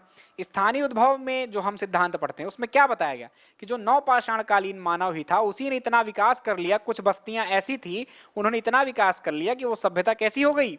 नगरीय हो गई। तो क्रमबद्धता तो वही है। पर इसी पाषाण काल में यानी नवपाषाण काल और मध्य पाषाण काल के बीच में कुछ ऐसा काल, ज्यादातर तो ये नवपाषाण काल का काल है, ये ऐसा काल था जिसमें कुछ अलग जगहों पर कुछ अलग बस्तियां थी, है ना, कुछ अलग विशेषताएं थी वहां की, तो उनको अलग नाम दे दिया गया है। जैसे जहां पर मानो तांबे प्लस पाषाणों का यूज साथ में करने लगा जिन बस्तियों में, तो उस बस्ती को या कि उस काल को हमने किस में बांट दिया? ताम्रपाषाण काल में, है ना। ताम्रपाषाण काल को चालकोलिथिक एज भी कहते हैं। ये आपको एक्स्ट्रा तौर पर याद रखना होगा, ये पूछा गया प्रश्न है कि निम्नलिखित में से किस काल को चालकोलिथिक एज कहा जाता है, तो वो ताम्रपाषाण काल है। तो ताम्रपाषाण कालीन मध्य प्रदेश की हम यहाँ बात करने वाले हैं। वही पैटर्न है सेम कि कहाँ कहाँ से अवशेष या बस्तियां हमको मिली हैं, क्या अवशेष मिले हैं। तो यहाँ अवशेषों में, वहां तो हम पत्थरों की चीजें पढ़ रहे थे, यहाँ तांबे की चीजें भी मिलेंगी, है ना। तांबा प्लस पाषाण, तो ऐसी सभ्यता या ऐसी बस्तियां जहां से हमको ताम्र तथा पाषाण के औजार या वस्तुएं या उपकरण प्राप्त हुए हैं, उस काल को या उस सभ्यता को हमने ताम्रपाषाण कालीन सभ्यता या बस्ती कह दी, राइट। तो देखिए, तो जिस काल में मानव ने पाषाणों के साथ साथ तांबे के औजारों को प्रयोग किया उस काल को ताम्रपाषाण काल कहा जाता है। मध्य प्रदेश में ताम्रपाषाण कालीन अनेकों बस्तियों के प्रमाण मिले हैं जिनसे ताम्रपाषाण कालीन मध्य प्रदेश के इतिहास को समझा जा सकता है। बहुत महत्वपूर्ण है ना, हल्के में मत ले लेना। बहुत महत्वपूर्ण बस्तियां हैं इसमें और उनके तथ्य भी बहुत महत्वपूर्ण है, अभी इनको हम सीखना है हमको। तो देखो, औजार या उपकरण, तो इसमें इस काल में क्या क्या औजार या क्या क्या उपकरण हम यूज करते थे ये देख लो। तो इस काल में अब तांबा वाला है तो तांबा मिलेगा ही, तांबे की कुल्हाड़ी यूज करते थे, तांबे व मिट्टी के बने हुए पशु आकृतियां, पशु मतलब बैल, हिरण, ये सब बनेंगे तो किससे बने? कोई मिट्टी से बना रहा है और कोई आपका तांबे से ही बना दे रहा है, तो तभी तो ताम्रपाषाण काल कहलाएगा। काले लाल मृतभांड, ये मृतभांड जो है आप ये ध्यान रखना, ये यहाँ पर जरूरी नहीं है, लेकिन अलग अलग काल में अलग अलग प्रकार के मृतभांड होते थे, उनकी अलग विशेषताएं होती थी। तो यहाँ पर कैसे मिले हैं? काले लाल मृतभांड। नवपाषाण काल से मृतभांड बनना शुरू हुए थे, उस काल के थोड़ा अलग विशेषताएं हैं। ताम्रपाषाण काल के मृतभांडों की अलग विशेषताएं हैं। सिंधु घाटी सभ्यता में भी मृतभांड बनते थे, उनकी अलग विशेषताएं हैं। उसके अतिरिक्त आपके मौर्य काल में अलग विशेषताएं, वहीं तक विशेषताएं अलग, फिर आगे चल के तो कॉमन हो जाता है सब कुछ, ठीक। तो सब जगह अलग अलग। तो यहाँ पर क्या मिले हमको? काले लाल मृतभांड है जो कि चित्रित मृतभांड है। काहे से चित्र बनाए हैं? तो काले कलर के रंग से, मटके जैसे, मृतभांड मटका मान लो, तो मटके में काले रंग से चित्रण किया गया है, राइट। तो वो मृतभांड है, उन्हीं को ही हम चित्रित मृतभांड कहते हैं। झोपड़ी नुमा मिट्टी के घर जो कि चौकोर, गोल या आयताकार होते थे। छेनी है, कंकड़ है, चूल्हे हैं, परिवहन गाड़ियां हैं। परिवहन मतलब क्या बोल सकते हैं अपन उसको, जैसे बैलगाड़ी होती है तो बैलगाड़ी का चित्र तांबे का बना दिया, मिट्टी का बना दिया। ये चीजें हमको यहाँ से प्राप्त हुई हैं। अब इसके साथ एक बात और ध्यान रखना, आगे जो भी मैं बस्तियां पढ़ाऊंगा, मतलब महेश्वर या नावदा टोली होगा, अवरा होगा और जो दूसरे स्थल हैं, है ना, उनमें जो प्राप्त हमको स्थल होंगे, प्राप्त वस्तुएं होंगी, ये मैंने कॉमन लिख दी है यहीं पर, है ना, उन्हीं अलग अलग जगहों से जो चीजें प्राप्त हुई हैं वो कॉमन है, या कि लगभग यही सारी चीजें तो होती हैं। प्रीलिम्स में आपसे पूछे नहीं जाना ये बात, आपको जानकारी के लिए ये बात थी, है ना, कि क्या मिला, क्वेरी हो सकती है आपके मन में, तो ये चीज आपको कॉमन याद रखना है। जो प्रश्न आना है प्रीलिम्स में वो यहां से आना है, इन स्थलों से, कि कौन सी ताम्र पाषाणकालीन बस्ती थी और वहां से क्या मिला, किसने उसको खोजा, कब से कब तक वह अस्तित्व में थी, ऐसे सारे प्रश्न। चलो, तो कहां मिलती हैं ये बस्तियां? नदी क्षेत्र देख लें तो सेम वही, नर्मदा नदी घाटी क्षेत्र है, चंबल नदी घाटी क्षेत्र है, सोन नदी घाटी, बेतवा नदी घाटी और इनकी सहायक जो नदियां हैं उनसे, है ना। जैसे काली सिंध के किनारे हमको एक स्थल मिल जाता है ठीक, तो काली सिंध किसकी सहायक? चंबल की। तो इनकी सहायक नदियों के किनारे भी चीजें मिली हैं। कौन कौन से प्रमुख स्थल हैं इस काल के? स्थल और ज्यादा हैं, उनकी अलग लिस्ट दूंगा, खाली जगह है याद रखना है, जिनकी डिटेल करना है उनके नाम मैंने यहां लिख दिया है। कौन कौन से हैं? तो कायथा, कायथा कहां है? काली सिंध, जो मैं बता रहा था अभी। तो कायथा है, एरण है, महेश्वर या नावदा टोली है, और इसके अलावा अवरा है। ये महत्वपूर्ण स्थल हैं जिनकी डिटेल के साथ हमको याद रखना है। कैसे स्थल हैं? तो ये हमारे ताम्र पाषाणकालीन स्थल है। इसमें महेश्वर देख रहे हो, महेश्वर को हमने कहां पढ़ा? पीछे पढ़ा था पुरा पाषाण काल में। मध्य पाषाण काल में भी महेश्वर आ सकता है। नव पाषाण काल के अवशेष वहां से नहीं मिले, कहां से मिले? फिर ताम्र पाषाण काल से मिले। तो ये बस्ती हो गई। तो आइए इनको समझते हैं, जानते हैं, क्योंकि प्रश्न यहीं से बनना है, ठीक, प्रीलिम्स में। कायथा पहली ताम्र पाषाणकालीन बस्ती थी, ये एक फैक्ट आपका यहीं पर कंप्लीट। कायथा जो उज्जैन में स्थित है, मध्य प्रदेश की पहली ताम्र पाषाणकालीन बस्ती थी, यानी कि सबसे पुरानी ताम्र पाषाणकालीन बस्ती थी, ऐसा आप कहिए। कैसे? तो आइए दिखाते हैं कैसे पुरानी थी। यह है कायथा नगर आपका, जो कि एक ताम्र पाषाणकालीन बस्ती थी। तांबे और पाषाण का यूज यहाँ के रहने वाले लोग किया करते थे, इसलिए इसका नाम ताम्र पाषाणकालीन बस्ती है।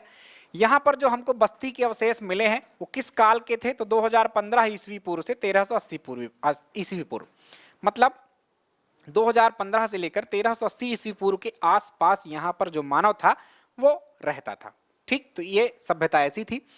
कहाँ स्थित है देख लेते हैं स्थिति। तो तराना तहसील है, उज्जैन में है, और छोटी काली सिंध के किनारे हमको जो आपका ये बस्ती मिली है कायथा की, तो ये ध्यान रख सकते हैं। क्या मिला है? तो वही सेम कॉमन वस्तुएं हैं, इसको नहीं पढ़ना है आपको। उत्खननकर्ता जरूर आपसे पूछा जाता है कि कोई पुरानी बस्ती है तो उसके उत्खननकर्ता कौन है। जहां मिले वहीं पढ़ना है, जिनकी जानकारी ना हो उसको नहीं पढ़ना है। बहुत फालतू इधर उधर ढूंढते नहीं खोजना है कि पचमढ़ी पर उत्खनन किसने करवाया, जबरदस्ती देख रहे हैं, है ना। जितना काम का है उतना। तो विक्रम विश्वविद्यालय जो कि उज्जैन में है, यहां से वी.एस. वाकड़कर साहब थे। कौन थे? वी.एस. वाकड़कर साहब थे, जिन्होंने आपकी पीछे भीमबेटका की भी खोज की। उन्होंने ही कायथा का उत्खनन करवाया और बताया कि ये ताम्र पाषाणकालीन बस्ती है। कब करवाया? तो 1965-66 में। तो पहली बार खोज करता या उत्खनन करता आप किसको मान सकते हैं? वी.एस. वाकड़कर साहब को। लेकिन आगे चलकर और पीछे के भी जो स्थल थे ना, उनको भी कई लोगों ने खोदा, फिर ऐसा नहीं कि एक ने, पर हमने बात किसकी की? जो पहली बार खोजी। एक और महत्वपूर्ण उत्खनन करता एक संस्था थी, डेक्कन कॉलेज रिसर्च इंस्टीट्यूट, जो कि पूना की है, तो इसको भी एक स्तर पर आप याद रख सकते हैं। दूसरी एक महत्वपूर्ण संस्था थी जिसने यहाँ पर खुदाई की, ठीक। कहीं ना कहीं पढ़ते हुए पाषाण काल, इसका नाम जरूर आपको मिल जाएगा, इसलिए यहाँ पर थोड़ा सा देखे रहना। इसके बारे में महत्वपूर्ण बात कायथा की कि ये पहली ताम्र पाषाणकालीन बस्ती थी, पीछे भी देख चुके, और इस कायथा को पढ़ते हुए भी हमने देख लिया। क्या क्या महत्व का है? कायथा कहाँ है? उज्जैन में है। किस नदी के किनारे है? आपकी छोटी काली सिंध के किनारे है। कब से कब तक यहाँ पर मानव रहता था ताम्र पाषाण काल का? तो यहाँ पर 2015 ईस्वी पूर्व से 1380 ईस्वी पूर्व का मानव। वस्तुएं क्या प्राप्त हुई? तो सब वही कॉमन वस्तुएं। तांबे की कुल्हाड़ी मिल गई है, कंकड़ पत्थर, जो भी पशु आकृतियां हैं, बैलगाड़ियां हैं, ये सब मिलता रहता था, ठीक। इसके अलावा किसने इसको खोजा? तो वी.एस. वाकड़कर साहब ने 1965-66 में यहाँ का उत्खनन करवाया, यानी कि इसको खोजा। उसके अलावा ये पहली ताम्र पाषाणकालीन और सबसे पुरानी ताम्र पाषाणकालीन बस्ती है मध्य प्रदेश की, ये एक्स्ट्रा तौर पर याद रखना है। ये बात थी ताम्र पाषाण काल की। दो बातें और याद रख लेना। इसका पुराना नाम कपित्थ था। क्या था? ये याद रख लेना, नोट कर लेना। इसका जो प्राचीन नाम था वो क्या था? कपित्थ हुआ करता था। एक और प्रश्न आपसे पूछा जाता है, वराह मिहिर जो कि एक ज्योतिष विज्ञानी थे, उनका जन्म कहाँ हुआ था? तो वराह मिहिर का जो जन्म था वो मध्य प्रदेश के उज्जैन के कायथा में ही हुआ था।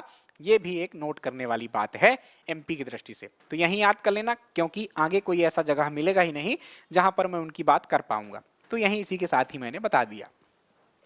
अगला स्थल है हमारा एरण। कायथा के बाद अगले स्थल पर चलें, एरण। एरण में कब से कब तक मानव रहता था? तो 2000 ईस्वी पूर्व से लेकर 700 ईस्वी पूर्व तक का मानव यहाँ रहता था, यानी इस काल तक के अवशेष हमको मिले यहाँ से। किस काल के? ताम्रपाषाण काल के।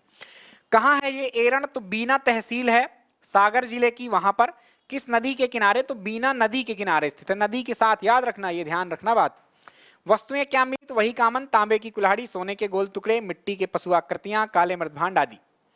उत्खननकर्ता कौन थे? तो प्रोफेसर कृष्णदत्त वाजपेयी साहब, है ना। ये सागर विश्वविद्यालय के थे। 1960-61 में इस जगह का उत्खनन करवाया। उत्खनन तो देखो इस स्थल का पहला हो गया, है ना। उसका 1965-66 में हुआ, इसका 1960-61 में हो गया। पहली ताम्रपाषाण कालीन बस्ती कायथा, क्योंकि वो पुरानी है ना। और ये आप दूसरी कह सकते हैं एक दृष्टिकोण से, मध्य प्रदेश की दूसरी ताम्रपाषाण कालीन बस्ती एरण। पर ऐसा कोई तथ्य नहीं मिलता है, तो मत याद करना। बात करें आगे, ताम्रपाषाण कालीन उपकरण प्राप्त हुए यहां से। इसका प्राचीन नाम एरिकिण था। इराका नामक एक घास पाई जाती है वहां पर, इसलिए इसका नाम क्या था? एरिकिण। और कुछ कहानियां हैं, एल वंश के शासक वहां शासन करते थे, इसलिए इसका नाम एरिकिण हुआ। तो कुछ भी कहानी हो, हमें क्या करना है? आपको नाम याद रखना है। एरिकिण एरण का पुराना नाम था। बीना तहसील उत्तर पश्चिम की ओर जब जाएंगे आप सागर से, तो बीना नदी के किनारे आपको मिल जाएगी। एरण अभिलेख यहां से प्राप्त हुआ है, बहुत महत्वपूर्ण है। ये जानकारियां हमारी किससे रिलेटेड हैं? यहां से रिलेटेड बिल्कुल भी नहीं है, ये याद रखना। ताम्रपाषाण काल की बात यहां तक है ना। यहाँ ये एक्स्ट्रा बात है कि एरिकिण इसका पुराना नाम था, हमको यहाँ से अभिलेख प्राप्त होते हैं। एरण की और जानकारी हम आगे पढ़ेंगे उसको। एरण अभिलेख मिलता है जिसमें हमको सती प्रथा का सबसे पहला साक्ष्य मिलता है। भयंकर महत्वपूर्ण तथ्य है ये। कैसा? भयंकर वाला। हिस्ट्री में भी, भारत के इतिहास में भी कईयों बार पूछा गया, एमपी के हिस्ट्री से तो पूछा ही आना है ना। तो यहां से सती प्रथा के साक्ष्य हैं। गोपराज नामक एक सैनिक था, उसकी पत्नी सती हो गई थी उसकी मृत्यु के पश्चात, ऐसा अभिलेख में लिखा हुआ है। भानुगुप्त एक गुप्त शासक था, इसके अभिलेख में लिखा हुआ मिला है। एरण समुद्रगुप्त ने भी लिखवाया है, बुद्धगुप्त ने भी लिखवाया है, भानुगुप्त ने भी लिखवाया है, श्रीधर वर्मन, तोरमाड़, बहुत सारे शासक हुए जिसने एरण में अभिलेख लिखवाए हैं।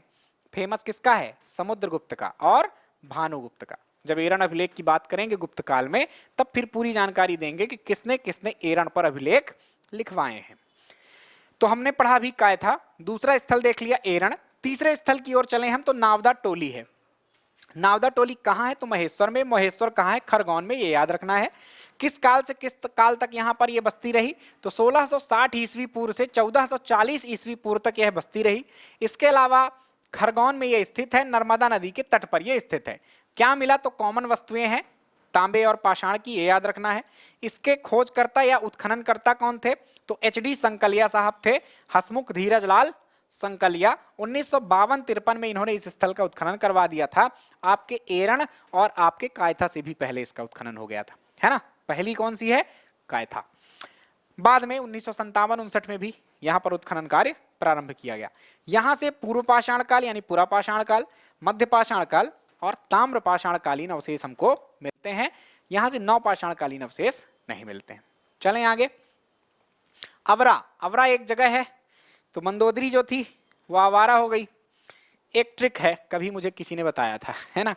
तो मंदोदरी मंदसौर की मानी जाती है, रावण दामाद है वहां का। तो अवरा नामक जगह कहां पर है?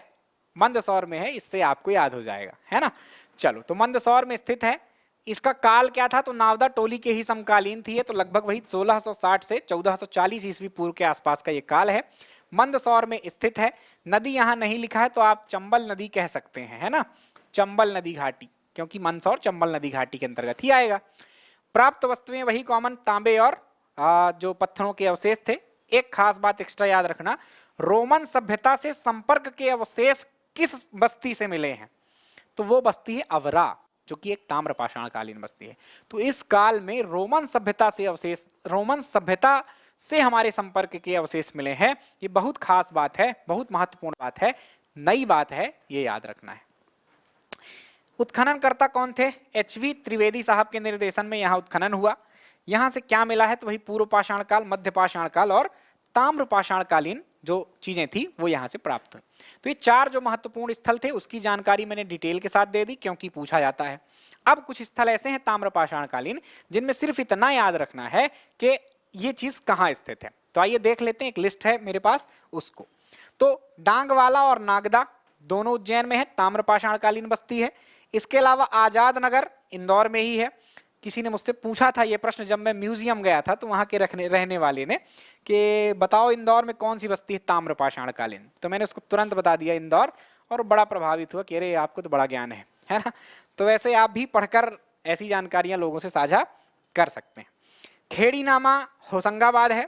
बेस नगर जो कि सागर में ही है, बेस नगर आप अभी पढ़ेंगे आगे, इसकी जानकारी आपको देंगे। बेस नगर विदिशा में है, एरण सागर में है ना। बेस नगर विदिशा में है, डोंगरिया बालाघाट में है, त्रिपुरी जबलपुर में है, खलघाट धार में है, मनौती मंदसौर में है। इनमें से ज्यादातर जो स्थल हैं कहीं ना कहीं आपने सब सुन रखे होंगे। इंदौर में है तो आजाद नगर जानते होंगे, इसी इलाके में एमपीपीएससी का ऑफिस पड़ता है आपके, है ना। आजाद नगर थाना भी वहां पर बना हुआ है। खेड़ी नामा होशंगाबाद वाले जाने। बेस नगर तो खूब नाम सुनेंगे आप, विदिशा में है। त्रिपुरी भी नाम सुना होगा आपने, कलचुरी वंश का शासन था, उसका केंद्र था ये। खलघाट धार में है, एक चौराहा या कि बहुत इलाका है बड़ा सा। चलो मांडू वगैरह जाते मिलता है। ये अन्य ताम्रपाषाणकालीन बस्तियां थी। तो इस प्रकार से हमने मध्य प्रदेश में पुरापाषाण काल, मध्य पाषाण काल, नवपाषाण काल और ताम्रपाषाण काल समाप्त किया है। ठीक, चलो थोड़ी बातें हैं, कुछ एकदम छोटे छोटे से युग हैं। ये देश के स्तर पर या कि राष्ट्रीय स्तर पर आपको पढ़ना होता है, किंतु इस एमपी के दृष्टिकोण से, इस लेक्चर के दृष्टिकोण से उतना महत्व नहीं, सिर्फ एक लाइन का ही महत्व रहेगा। तो संक्षिप्त में जान लेते हैं। इतिहासकारों ने बांट रखा है कुछ और युगों में, है ना। काल वही है, पुरापाषाण काल, नवपाषाण काल, मध्य पाषाण काल और नवपाषाण काल। लेकिन इसी काल में अलग अलग जगहों पर कुछ अलग तरीके के लोग रहते थे, तो उनको कुछ अलग नाम से बोला गया। जैसे अभी हमने ताम्रपाषाण काल देखा, तो एक कुछ अलग बस्तियां मिली हमको, लौह युगीन, है ना। तो वैदिक काल में धातु का प्रयोग शुरू हुआ। चित्रित धूसर मृदभांड, तीर के फलक, भाले इस युग की विशेषताएं थे, लेकिन मध्य प्रदेश में बहुत कम साक्ष्य प्राप्त हुए इन सबके। इसी काल में हमको लौह युग, मतलब लोहे का आविष्कार कब हुआ, 1000 ईस्वी के आसपास, जो कि आपका वैदिक एज था। तो इसी के आसपास कुछ पुराने काल में, मतलब नवपाषाण काल टाइप के लोग जो है तो अलग जगहों पर अलग बस्तियों में रह रहे थे। वैदिक एज नहीं था, ये अलग था, अलग सभ्यता थी। तो इसको हमने लौह युग कह दिया कि लोहे का प्रयोग तो ये करते थे, लेकिन अलग तरह के लोग थे, अलग तरह से जीवन जीते थे, है ना।